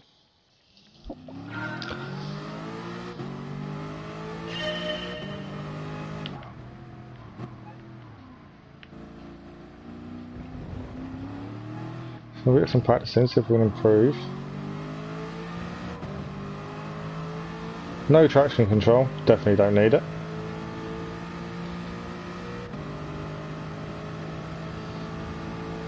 This car does seem to be very, very stable under braking. And just stable all round, to be fair. So it's a nice car to drive. Like I said before, I've not really had as much experience with this car as the other Aston Martin, the DBR 9, so it's quite nice to use this one. It's a nice car to drive, to be honest. I'll probably sound quite surprised, but I don't know. I suppose I shouldn't be, but yeah, it is a very nice car to drive.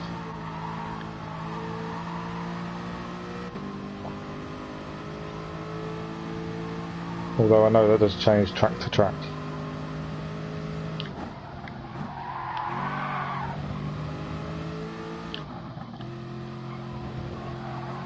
In the corner nicely. That corner can be cut up really nicely. This is going to be the corner that most mistakes are made very early on. I think you kind of do definitely have to hit that apex if you can. Brake early, hit the apex. Pedal to the metal as quickly as possible.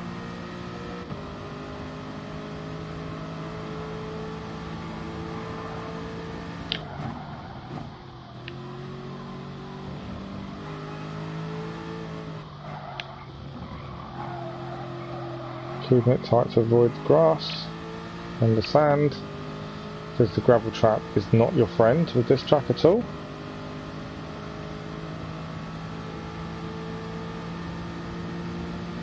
So we've got 12 minutes till this race starts. Hopefully we'll do better than we did Nations Cup, although cars are completely different to karts, and I hate karts.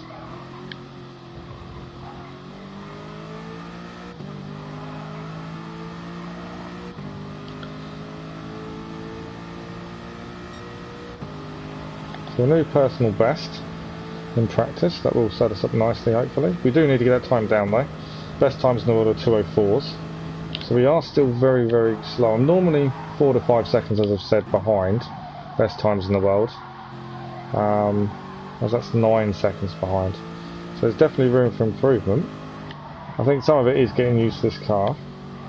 As I said earlier, this is the first time I've driven this car before, so will take a little bit getting used to. But like I say, it's a very stable car. It's a nice car to use if you're unsure you want a good all-rounder. This does seem to be a very good all-round car.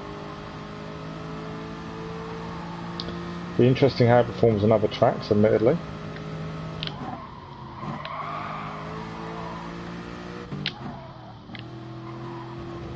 Far too slow into the corner there. See, I know where I'm making the mistakes, but it's all about consistency and just improving. Too much braking into the corner there.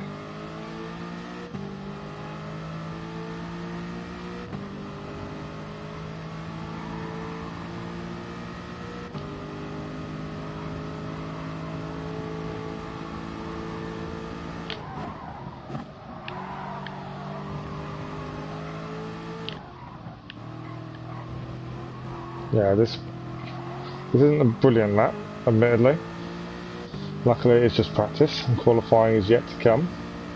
But I think the change they made to qualifying with using the tyres actually degrade during qualifying and fuel consumption during qualifying, I think that is going to be a big plus for a lot of people. It does bring another element of strategy to qualifying. Far too deep into the corner.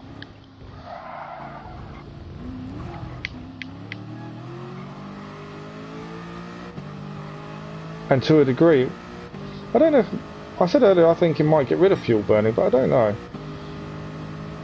Because will it encourage it because you can change your tyres for better tyres? That's the thing. You know, you can have fresh tyres, whereas in fuel burning generally, they change the tyres after finished fuel burning. That's a poor corner for me.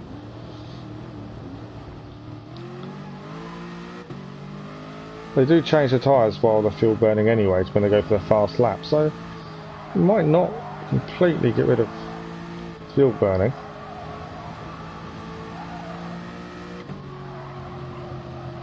But it does make your first couple of laps in qualifying, if you manage to get 3 laps, your first 1, possibly 2 are going to be your best before tyre wear really kicks in. Which does make it even more important that you need clear air off the bat, which obviously we all know in qualifying doesn't happen.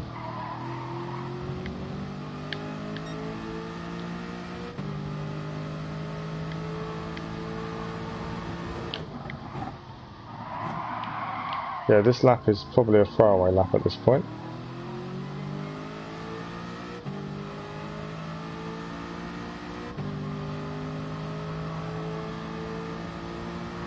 So the manufacturer's race coming up, it's a 14 lap race, all 3 tyre compounds to be used. I'm not expecting refuelling to be an issue. I don't think you're going to use enough fuel to worry about in the refuel. The issue is going to be choosing tyres and using them all with the new penalty system, changing the penalty you get for not changing tyres. If you weren't aware, it's now changed from 20 seconds to 60 second penalty. So you can't try and just outrun everyone and hope you've got enough gap to not worry about it. It's now significant enough that you have to change your tyres. You haven't got much choice in the matter, or you're not going to get anything out of a race. It's unfortunate if you make the mistake like I have in the past and just not read the race properly, but we've all been there. I think you'll learn very quickly the new penalty system, admittedly. Right, let's see if we can go for a lap to beat our best at this point.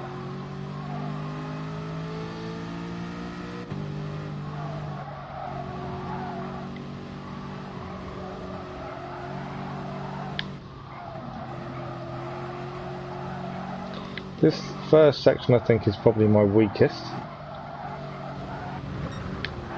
especially when you touch the gravel like that. This now won't be my best lap in practice, because there is no way I'm overcoming that deficit after the gravel touch. I think I'm braking too hard for this corner, especially when you can cut it quite nicely. So that's something I need to improve. Admittedly, I've only got 6 minutes to improve that. I think it's just, that's the thing, the key to improving is you've got to look at your laps and what you're doing and just think where you could possibly make up time. You know, if you think you're braking too early for something, practice is the best thing. Try braking later. If you can't make the corner, go back to your old braking point. I know I have the cones on and the blue markers for braking points, but I don't always pay attention to them. They're a guide at the end of the day. They're not designed to be spot on. It's going to depend on slipstream, your car, and lots of other little bits, tyres especially, to whether they work or not. So they are just a guide. This corner, no braking, cut the corner. Let's re-accelerate.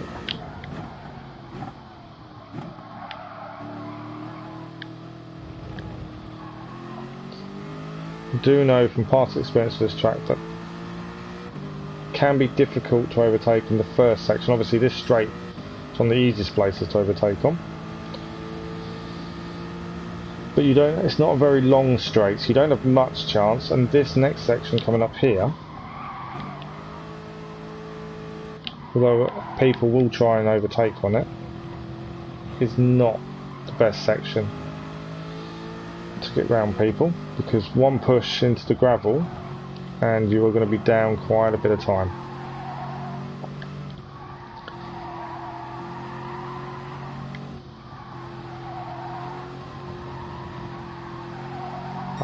Having done this race with the daily races previously, this track, this corner, this bend here, a lot of people seem to overtake on, which was a bit frustrating when they missed.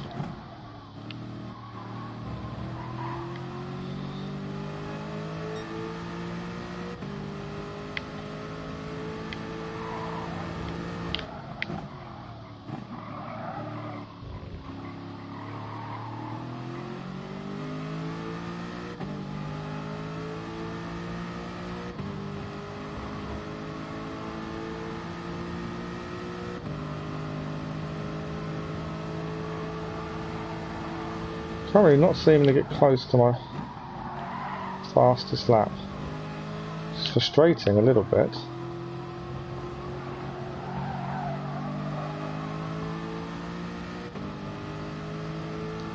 There are definitely some areas I can improve. That first section is definitely my worst section. And my concern is qualifying is going to be horrendous if I can't beat that time. Obviously slipstream will come into play a little bit. But if I can't get anywhere near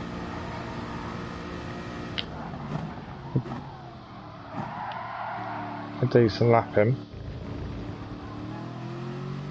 that is going to affect qualifying time. I'm just going to pause for a second.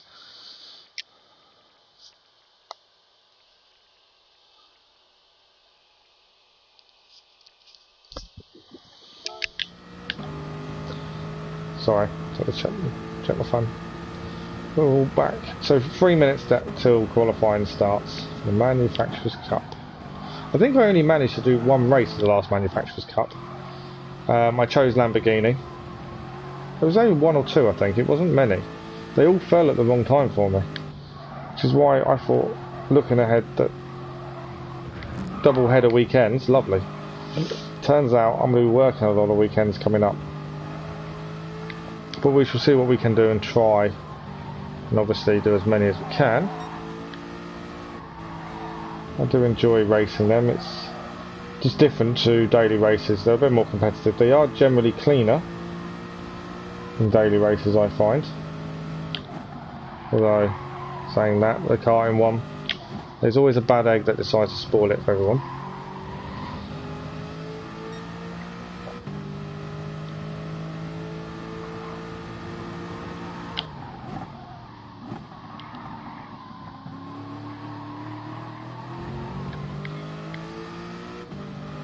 This car doesn't seem to oversteer at all, which is nice. Especially after doing the Group B race a minute ago. It's nice not to have to worry about that. Under braking.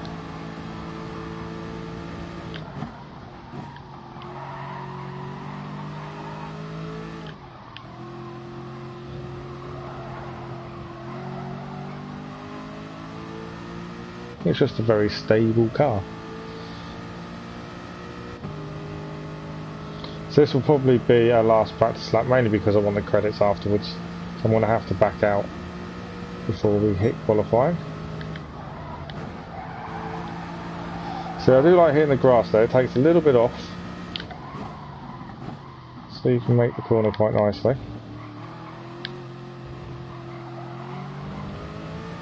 So this won't trouble my best at all.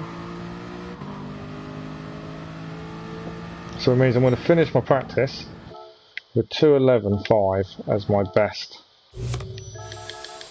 Which is deeply concerning because it's 9 seconds off the best time. But if you look at my best time, I was quicker in sector 2 and 3 later on.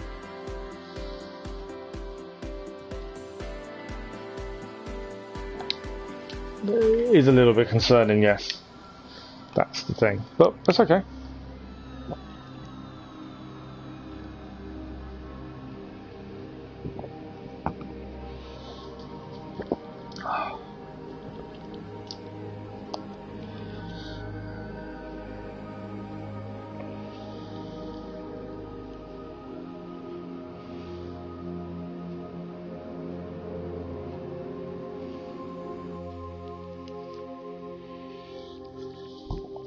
So here we are, Manufacturers Cup round 1.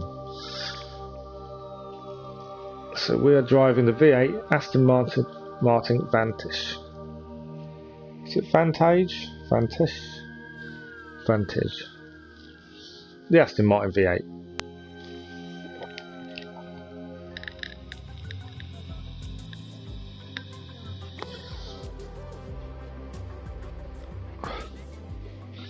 A lot of these people look like they've raced already today, looking at that.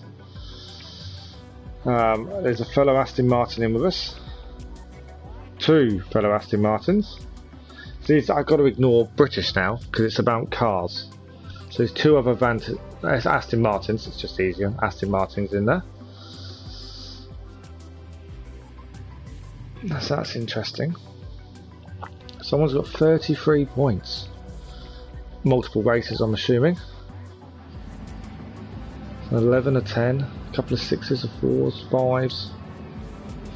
Yeah, it's gonna be interesting. A few with no points, like myself, but it's not a 0, so it means they haven't done a race. Just means it's not. Sorry, it's not a 0, so they haven't finished badly. They just haven't done a race. So we are going to go out for qualifying on the softs. It's definitely the tyre to start on. A couple of cars on hards and medium. Seems a little bit odd for qualifying, but okay. And this is just the warm-up. It's going to be interesting to see what qualifying times are like. Like I say, my times, I'm 9 seconds off the best times in the world, which is concerning considering I'm normally about 5 seconds away.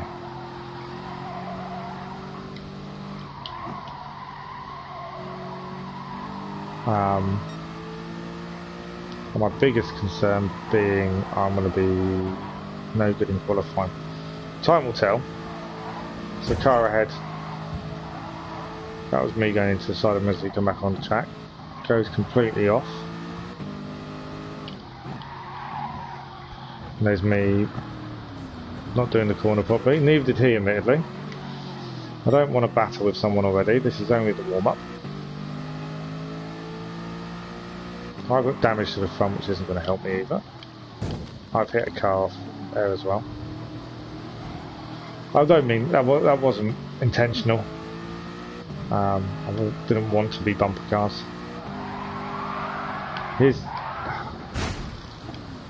And that wasn't anything I could do, as he was keeping on my wing, so I couldn't actually turn. Hopefully they get out of the system in the warm-up rather than in the race itself. That would be quite nice.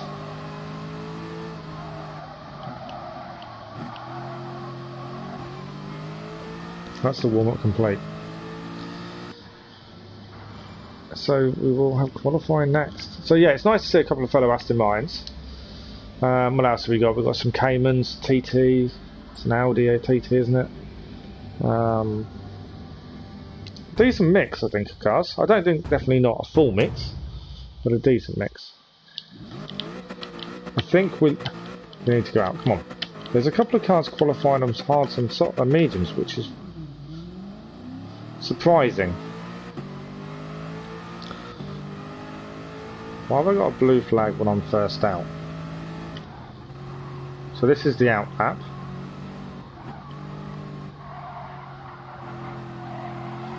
I would rather a car was ahead of me at this point. I might actually let a car go past if I can later on in the lap, mainly because I want the slipstream, if anything.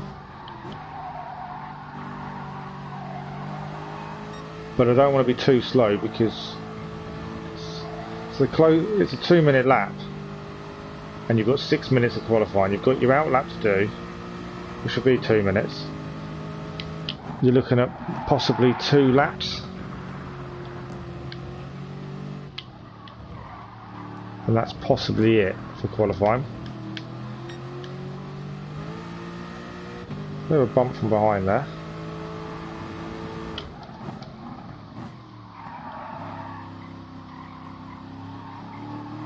It may be a case of he doesn't want to go past me, whereas I want him to. That's the big thing.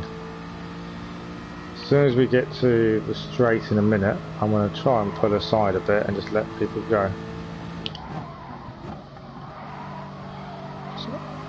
I want people's. I play for slipstream.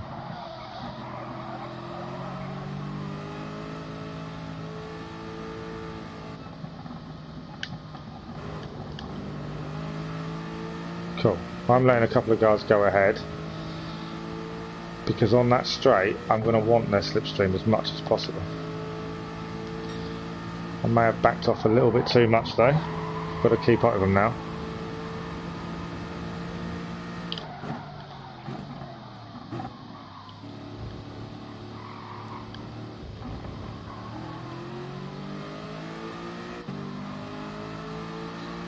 Yeah, we want the speed on the straight to increase the lap time. 3 minutes 32 laps, so we've got potentially enough for 2 laps. We've got slipstream as well now.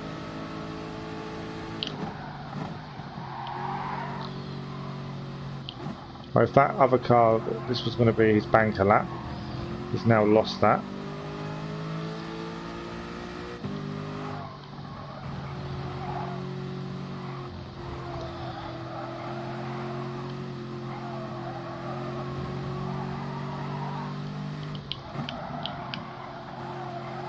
I'm going to put the brakes on a bit there.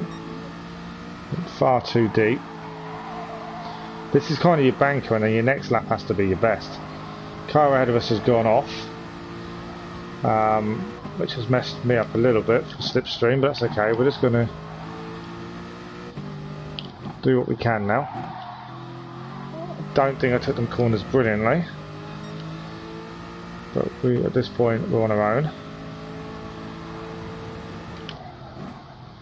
I was hoping to have some slipstream to help, but we're not going to have that by the looks of things. I've gone wide on the corner. Isn't going to help either. As this is the banker lap, I'm hoping we'll go faster next time round. But I'm not going to have anyone for slipstream, which is not what my kind of plan was, to be fair.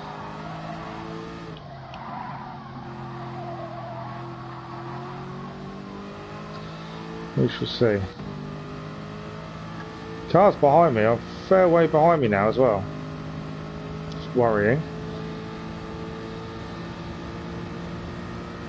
Because I don't think I'm setting a blistering lap.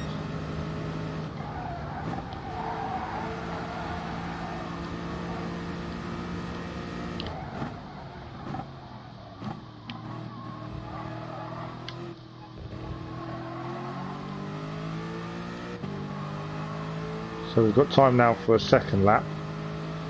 So this is our banker. 2:13, which is rubbish. Let's kind of see what everyone else does.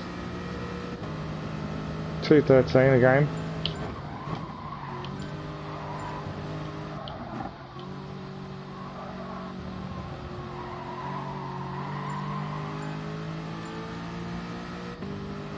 Everyone seems to be setting worse laps than us, which is concerning. Good, admittedly. I'm braking when I don't need to brake as well. Yeah, very good for us. Just why? I didn't, and I've gone onto the gravel. This won't be better, I don't think. My best lap is now my 2:13. Because I can't see how this will be any better. And he was only just ahead of me. There's a train of cars behind me.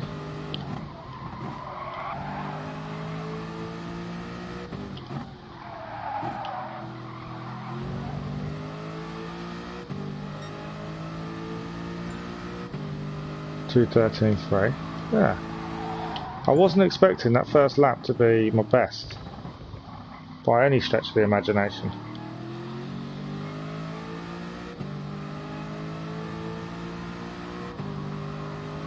So it's surprising. Well, it was. And it was very close between me and the person in first, to be fair.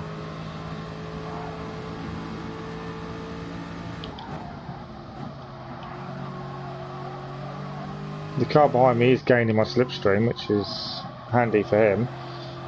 There's no time for a third lap, so my first lap is probably going to be my best. I don't think I'm any quicker on this lap than I was.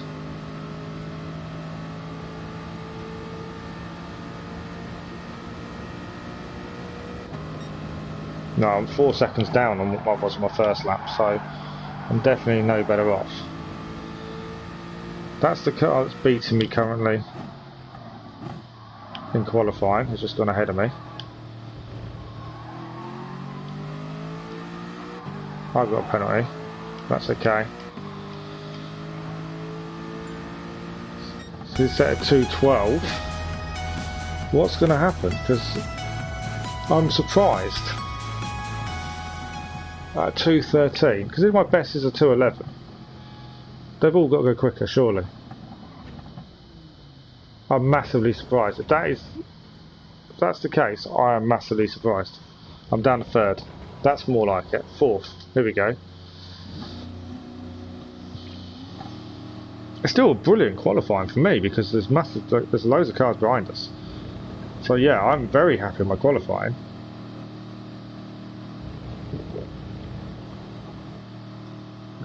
I'm just extremely surprised. So now we've got to think about strategy. I'm thinking 2:10. So that's more like it. 5th place though. I'm still happy. Yeah, strategy. So I'm thinking start mediums.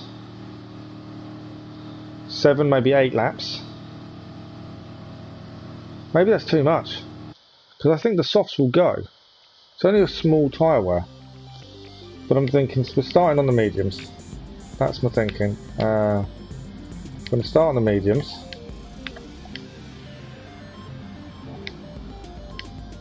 Yeah, starting on the mediums. That's definitely my first choice. And we qualified at 5th. So that's a very good qualifying session. I'm really happy with that.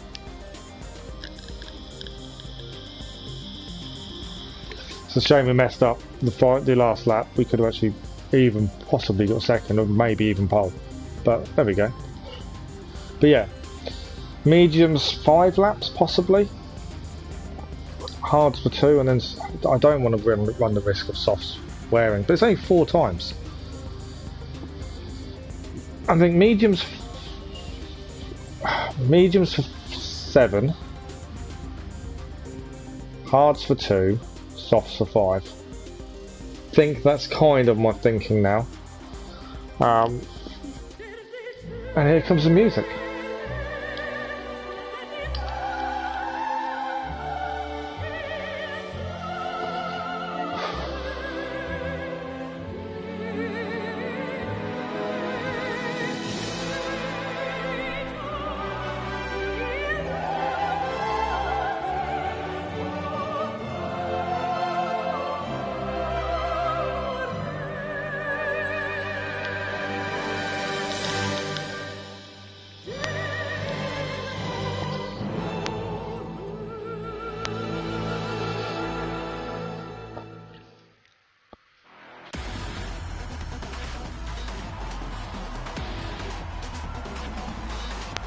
Now for the grid walk.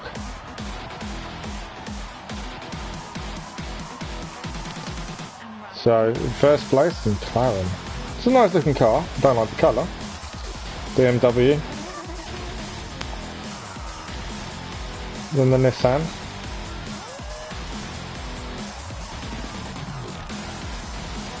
Another Aston Martin. Then it's us, and the Aston Martin. Number 3 on the side, so in theory it's predicting me to finish 3rd or above. Audi. Porsche.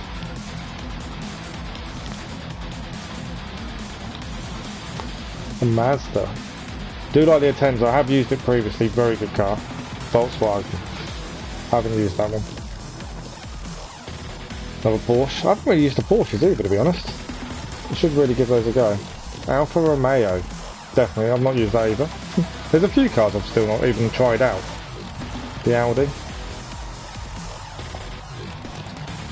Ferrari. I like Ferraris in general, same as Lamborghinis, but I wanted to go British. Another Porsche. Or Porsche. BMW. I believe this will be a rolling start, a Honda, which will help me as we're 5th. So we should be through the chicane and hitting the straight, I'm hoping. Nissan. Another Porsche. And last, Aston Martin. Didn't do a qualifying time, bit of a weird way of doing it, but number 2.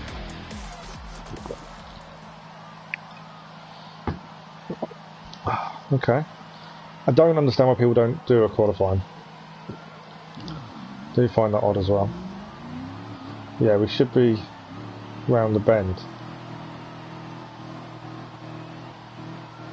So here we go.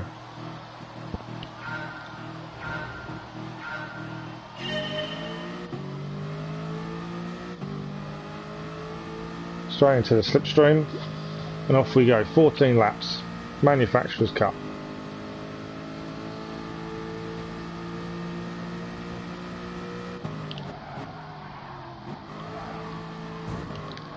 Hit from behind already.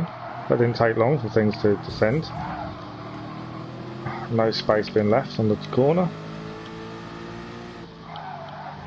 I've cut. Yeah, that's not good for me.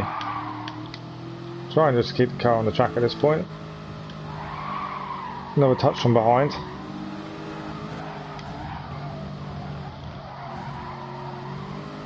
It's, I didn't want to be in the pack for that very reason. Because I knew the start is always a mess. No on mediums. I don't know what everyone else is on.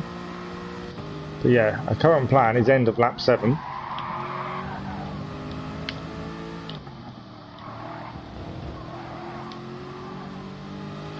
Did I cut it too much? No, I didn't cut it too much. Bonus. I thought I might have done them.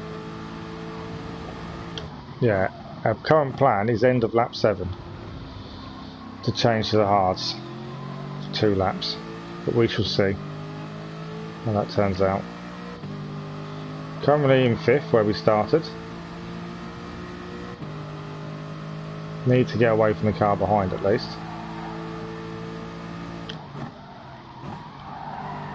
Car in front's definitely got a bit wayward there.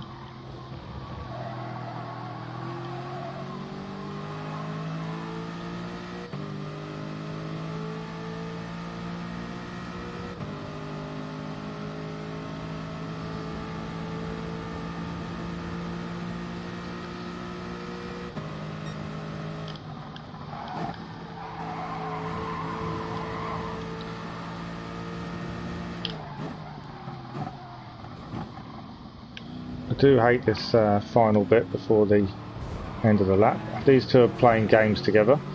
I need to just get away from them, I think, because that is going to cause me issues. They held me up there on the exit, which didn't help me.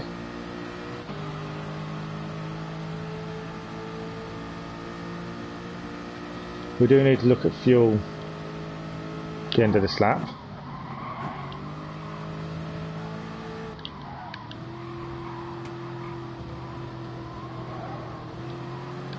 Car's got a penalty there, track limits,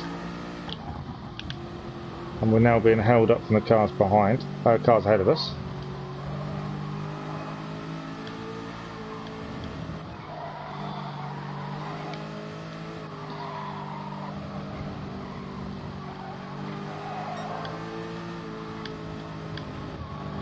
Just trying to keep it clean is one of the first things, but also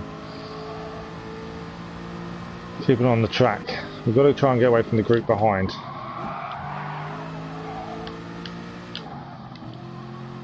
I think I'm too slow into that corner, and I know I can take it tighter.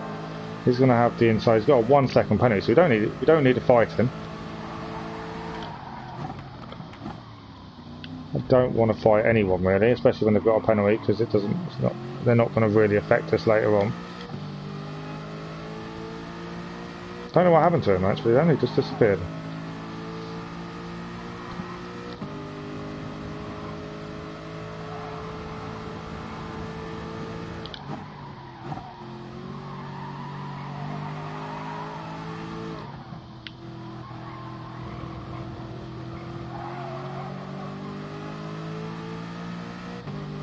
We're doing okay. I'm actually happy with what I'm doing so far. As soon as we get to the start finish line straight, we'll be able to look at our fuel and see where we're at.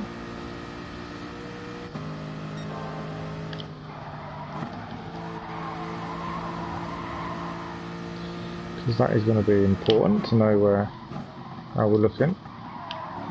Just managing to get it round there.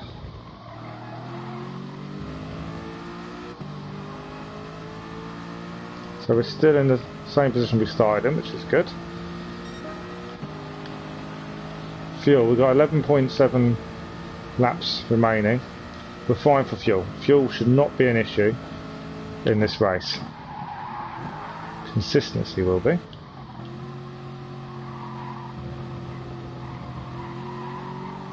But yeah, fuel will not be an issue, so that's a bonus. It's going to be tyre choice. Definitely going to come into play.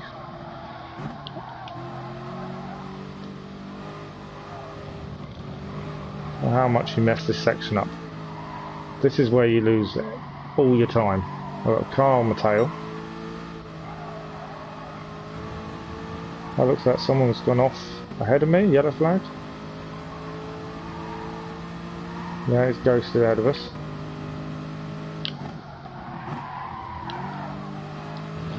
He's tried to take me from the outside. Ah! And he's gone straight into me. I've got a 2 second penalty for him coming onto for hitting the car and then hitting me. That is where the penalty system is messed up. That was definitely not deserved on my part.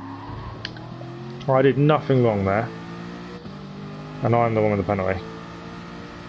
That's ridiculous.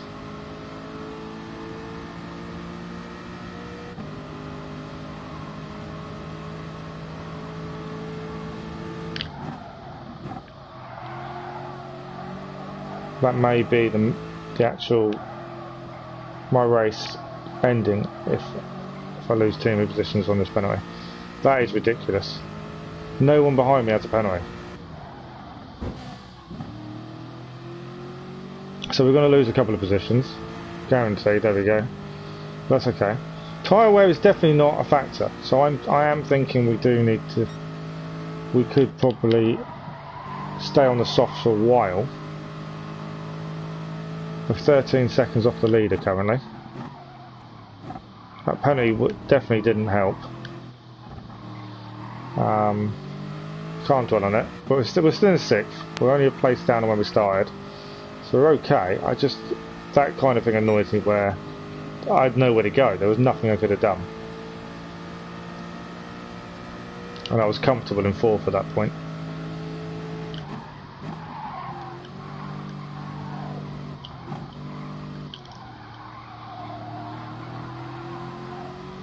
But we've got to keep on the cars of us now. Think about our strategy. Currently my tyres are good. Obviously I want to try and... I've got to think about hards, but it's when. I don't want to go too early, but also not too late.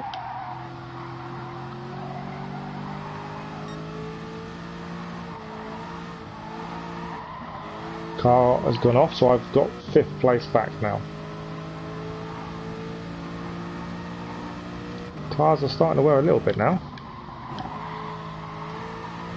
There's a lot of sharp corners, that's the thing.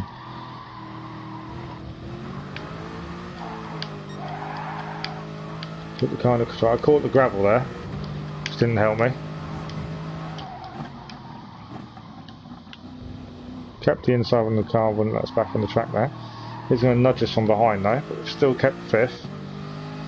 Yeah, I can see the tyres now starting to wear, so actually I think my original plan of end of lap 7 might be about right,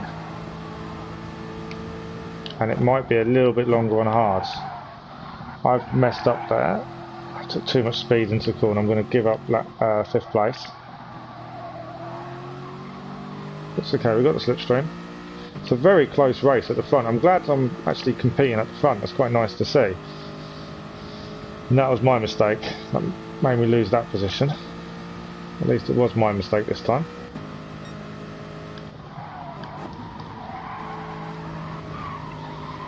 Too much speed into the corner there, but we're back on track. That's okay.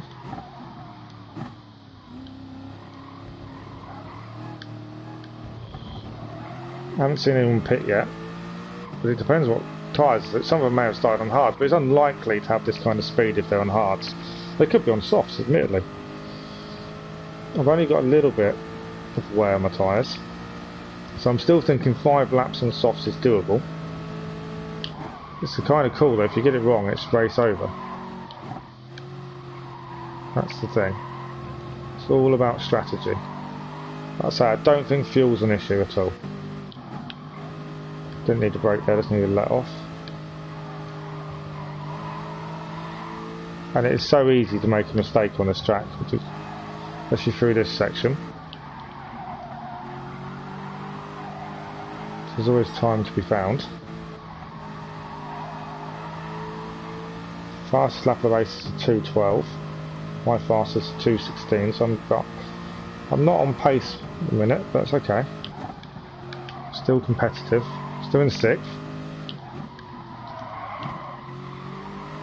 Very heavy on the brakes there, but it's okay.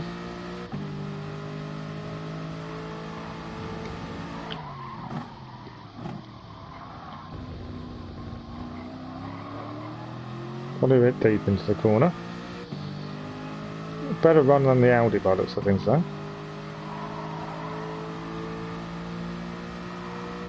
Halfway through lap 5. Definitely pitting is now definitely coming to the forefront.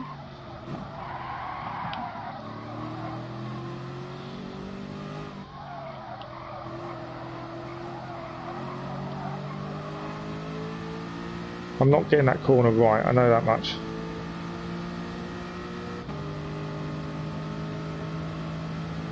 Currently in 6th place.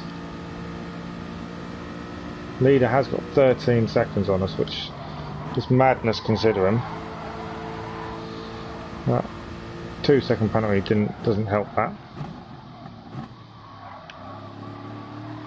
And he's in the pits now on softs after lap 5, so in theory that tells me my softs should last. If they're just pitting now after lap 5, it's a good indication my softs will last. So I'm thinking my original strategy. I had nowhere to go. The young ghost in front of me moved straight into my line.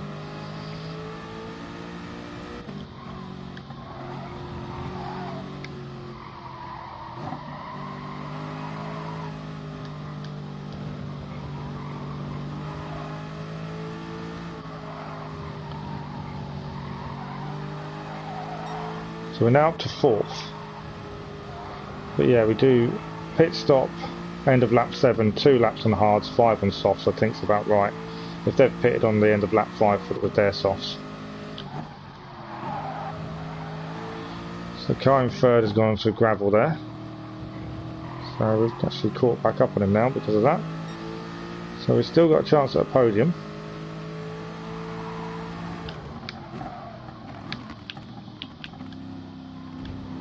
We allowed for his braking and we braked.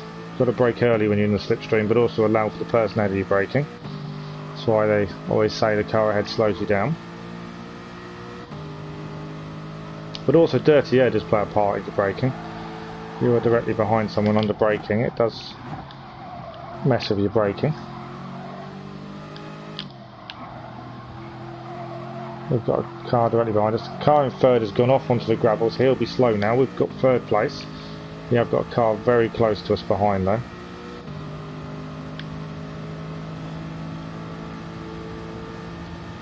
And he is going to be right in our way on this corner now. I've let off. He's nudged me across. I was trying to avoid going into the gravel because I didn't want to lose too much, but I think I have. Luckily it ghosted me there. He was not giving me space at all there. And the car ahead of me is not helping either at this point.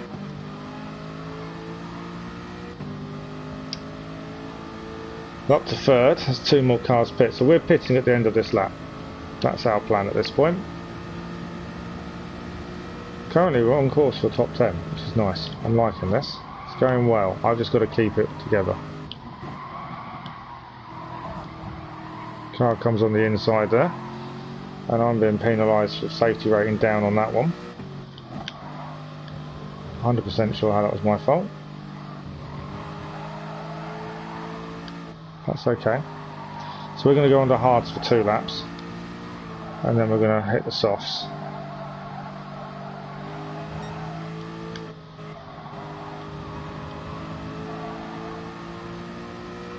So end of this lap, pit stop time.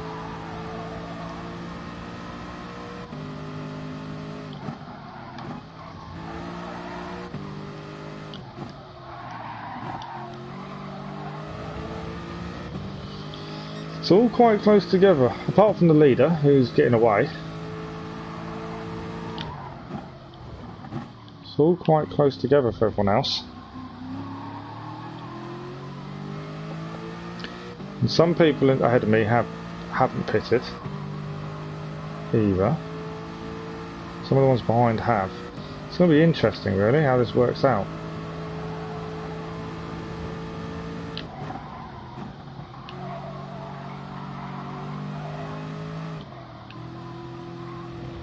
I think I'm very slow on that bend, which is unfortunate.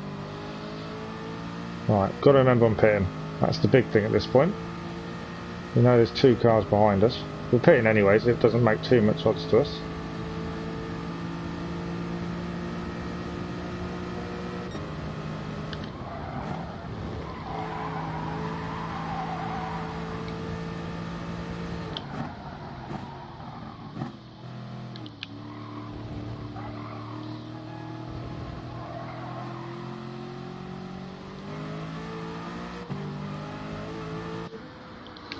We're going to go on the hards. Do not refuel.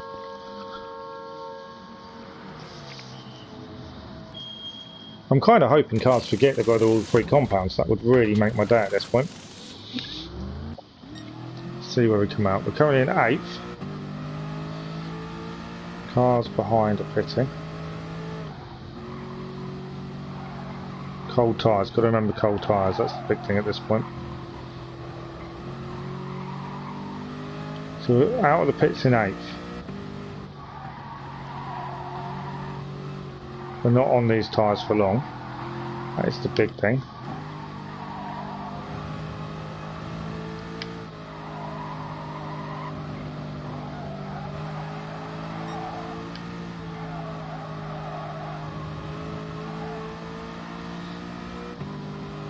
Five seconds off the car ahead of us. 12 seconds car behind. That's a good, decent gap at this point, as long as we make no mistakes on our part.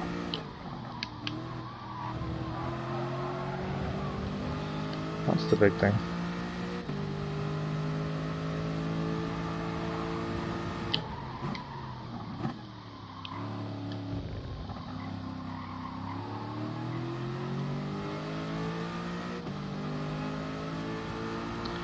There's some tough battling so far though. Didn't actually see how long the pit stop took in total, so I don't know how much time we'd lose pitting. Knowing that everyone's got to pit twice does give you some confidence. I messed up that corner massively. I've completely come off the throttle just to make it round. Lost a bit of gaining on the car behind, so it's not too bad. I've lost time to the car ahead though. Leader is pitting now. He was currently on hards, so that's interesting.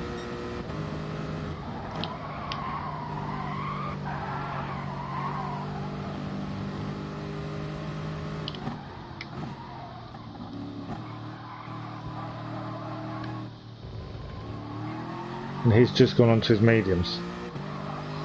So he's done a long stint on hards, whereas most people like to get rid of them pretty quickly.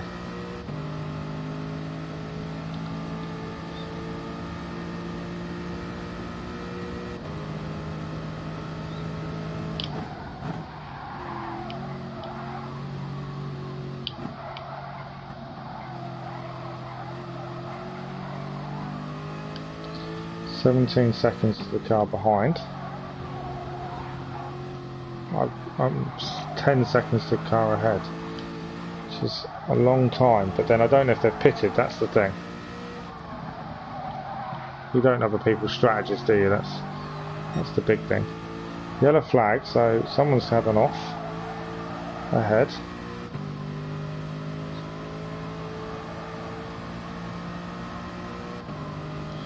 Car ahead of us has had an off because I've now dropped from 10 seconds behind to 3. So at the end of this lap we are pitting for softs. So that's 16 seconds to the car behind is going to change. But we've done all their tyre changes. I'm hoping that other people haven't. That will help us. We're only 15 seconds off the leader. Yeah, if people haven't read the rules, it's a 60-second penalty per tyre you haven't changed. That's horrendous. That's going to drastically change races.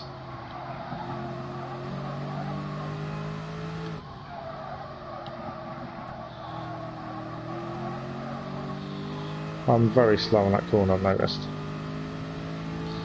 But yeah, so we are pitting at the end of this lap for our softs.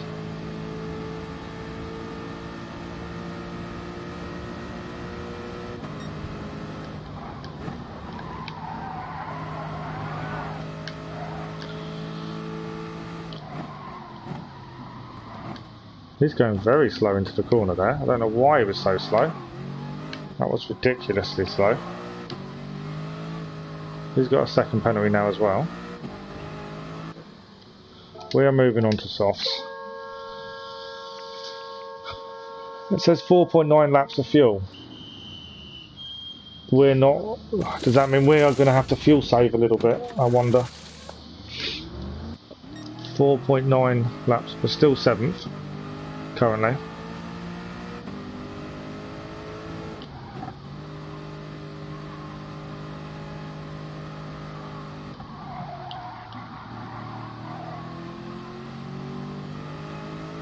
It says we've got a second in the car behind us, 20 seconds to the car ahead, although I'm assuming they've got pit stops to make.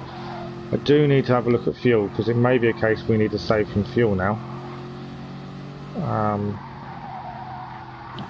Although, no, it shouldn't be. 4.9 and we've got 4 laps left. We shouldn't have to save fuel. I'm hoping. We've got a car on our tail, we know that much. Might be the car that pitted with us, to be fair.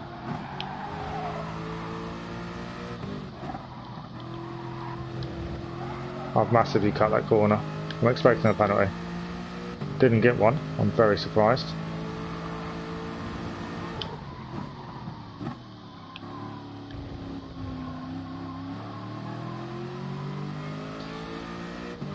I think the car behind us made a mistake because we're gaining time on them now. We're in 7th. And we are getting time back on the people ahead of us. I would assume they still need a pit.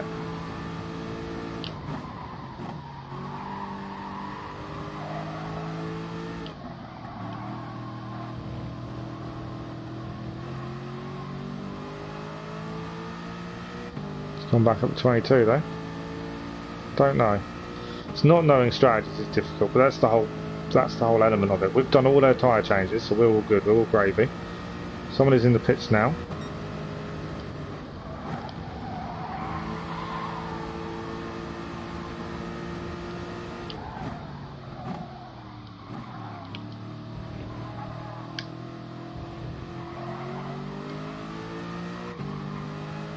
Two cars are in the pits.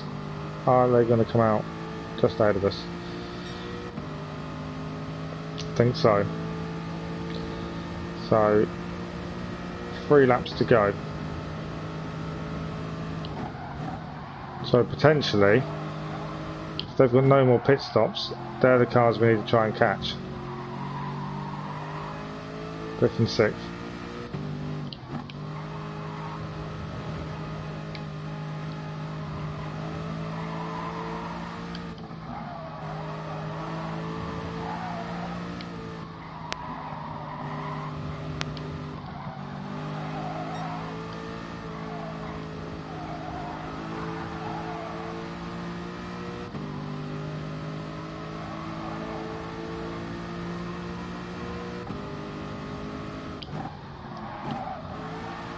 Hopefully they start battling, and that will give us a little bit of an in.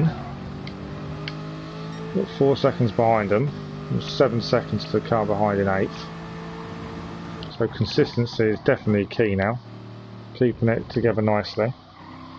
That's how I do like this track.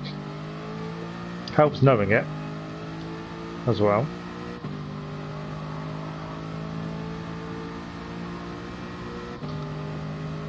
Still got no corners I can improve on. I'm hoping also they're not on the fastest tyre because that will help massively.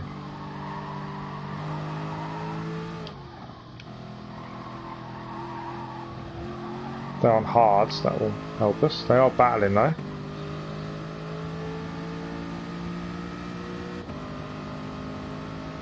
We are gaining a bit.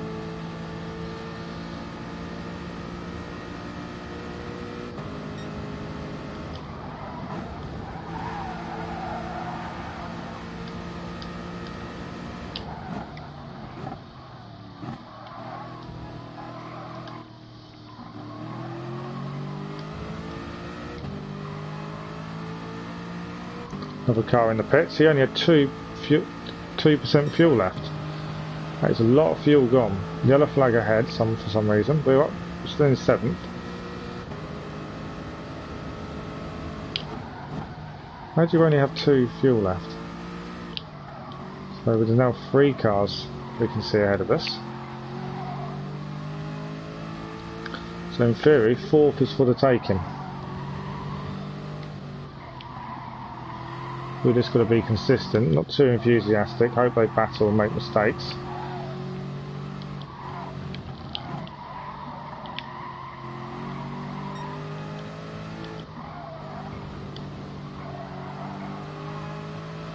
Little error by us there. 2.8 seconds behind them.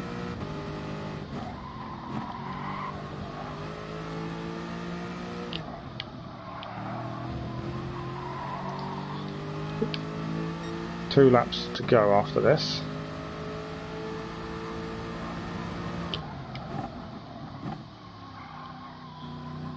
need them to slow each other down, that would help us. Gain a few positions would be nice, or they need pit stops, even better.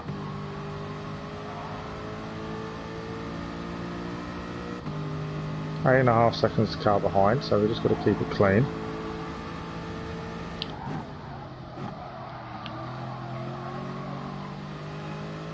Car in 6 having a little bit of a wobble there.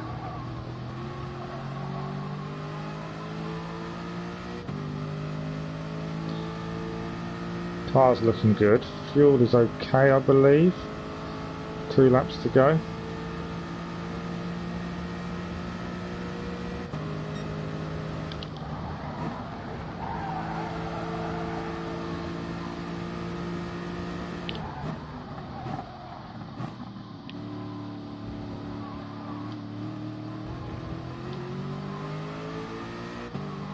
We're on their tails, we're on the hunt now. I'm on track for my best ever finish in any FIA races, I believe, at this point. It is all about consistency. 6th has gone wide, very wide. So 6th is now ours. Does mean we're going to be defending a little bit though. Which isn't always ideal, but...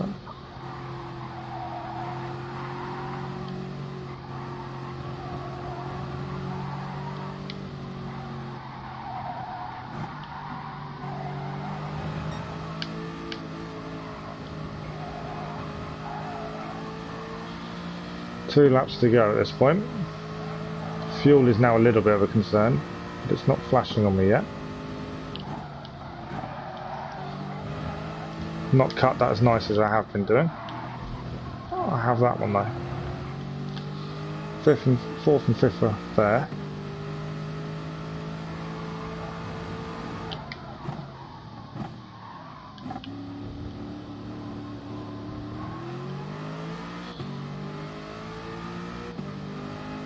I think I took that corner far too tight.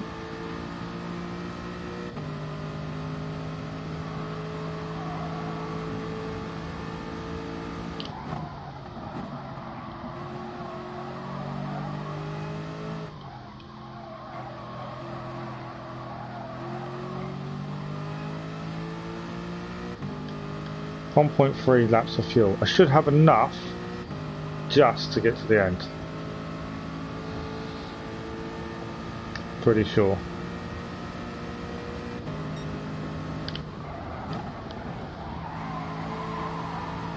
.1.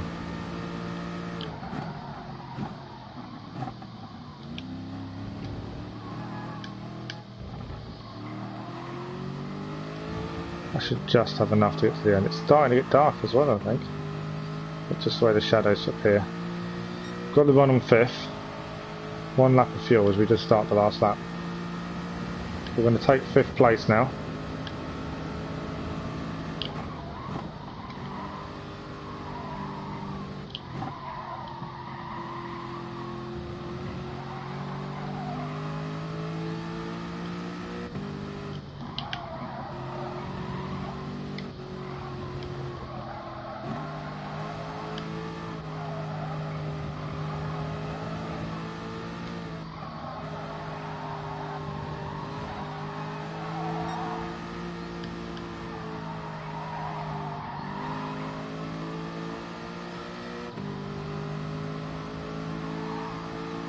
Gaining on 4th.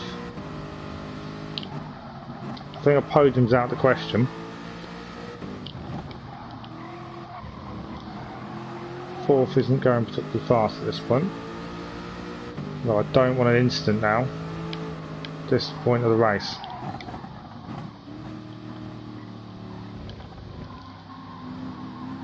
That's the thing.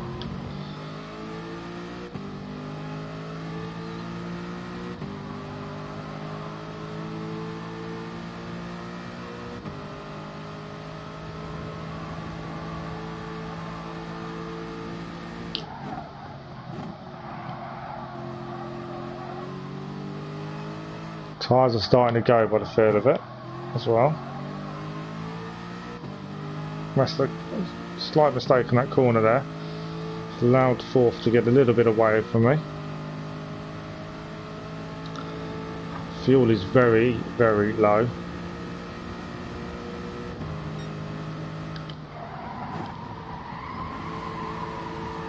.2 laps of fuel, 0.1. Oh, I've hit the car ahead of me. That's not helpful. I'm going to take his fourth place though. I'm giving him fourth place back. It was my fault I hit him. And we finished the race. And we move up to second. Didn't change the tyres. I was 6 seconds off the winner. So even giving up that place, I don't think would have made any odds. They lost a minute due to not changing tyres. Second place. I've never been so high in an FIA race before. Second place, I'm extremely happy with that. I gave the place back to the car I hit. Did it stop me having the win? I don't think so, to be honest.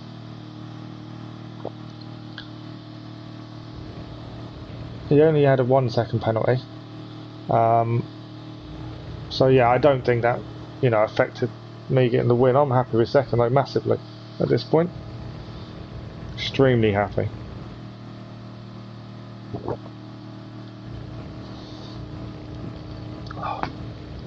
Didn't think that was going to happen. Let's wait. So 2 cars didn't finish. One, Aston Martin, was in 9th by the looks of it. And where was the other? Didn't finish. Results are confirmed. Second place. Unfortunately, we got a penalty during the race for that being hit by the car that hit another car. But yeah, second place. I will take that. That's a fantastic end to this live stream. Personally, for me, that is my best ever finish in an FIA race. Massive amount of prize money there as well. Yeah, more than pleased. I'm also happy, you know, I hit the car ahead of me in the last chicane, and I gave it back. I don't think it would have cost me the win. I don't think so. But then also, I think that's the way it should be. If you make the mistake, own it. Really, you know, give the position back. At the end of the day. So we'll have a little recap, shall we? Nations Cup. Managed to get 4 points in the Nations Cup. Pretty happy with that. And then, as you just saw, Manufacturers Cup, we managed to get 9 points for second place finish. What a result. I hope you've enjoyed the video. I hope you've enjoyed the stream. If you're watching this after the stream's gone live, still comment, let me know what you think. I'm more than happy to take criticism, but you know, as long as it's constructive, I've no issue at all. So I'd just like to say thank you for watching. It's past midnight, that's why I'm getting a gift, isn't it? Didn't think about that. We'll just play this out, see what we get.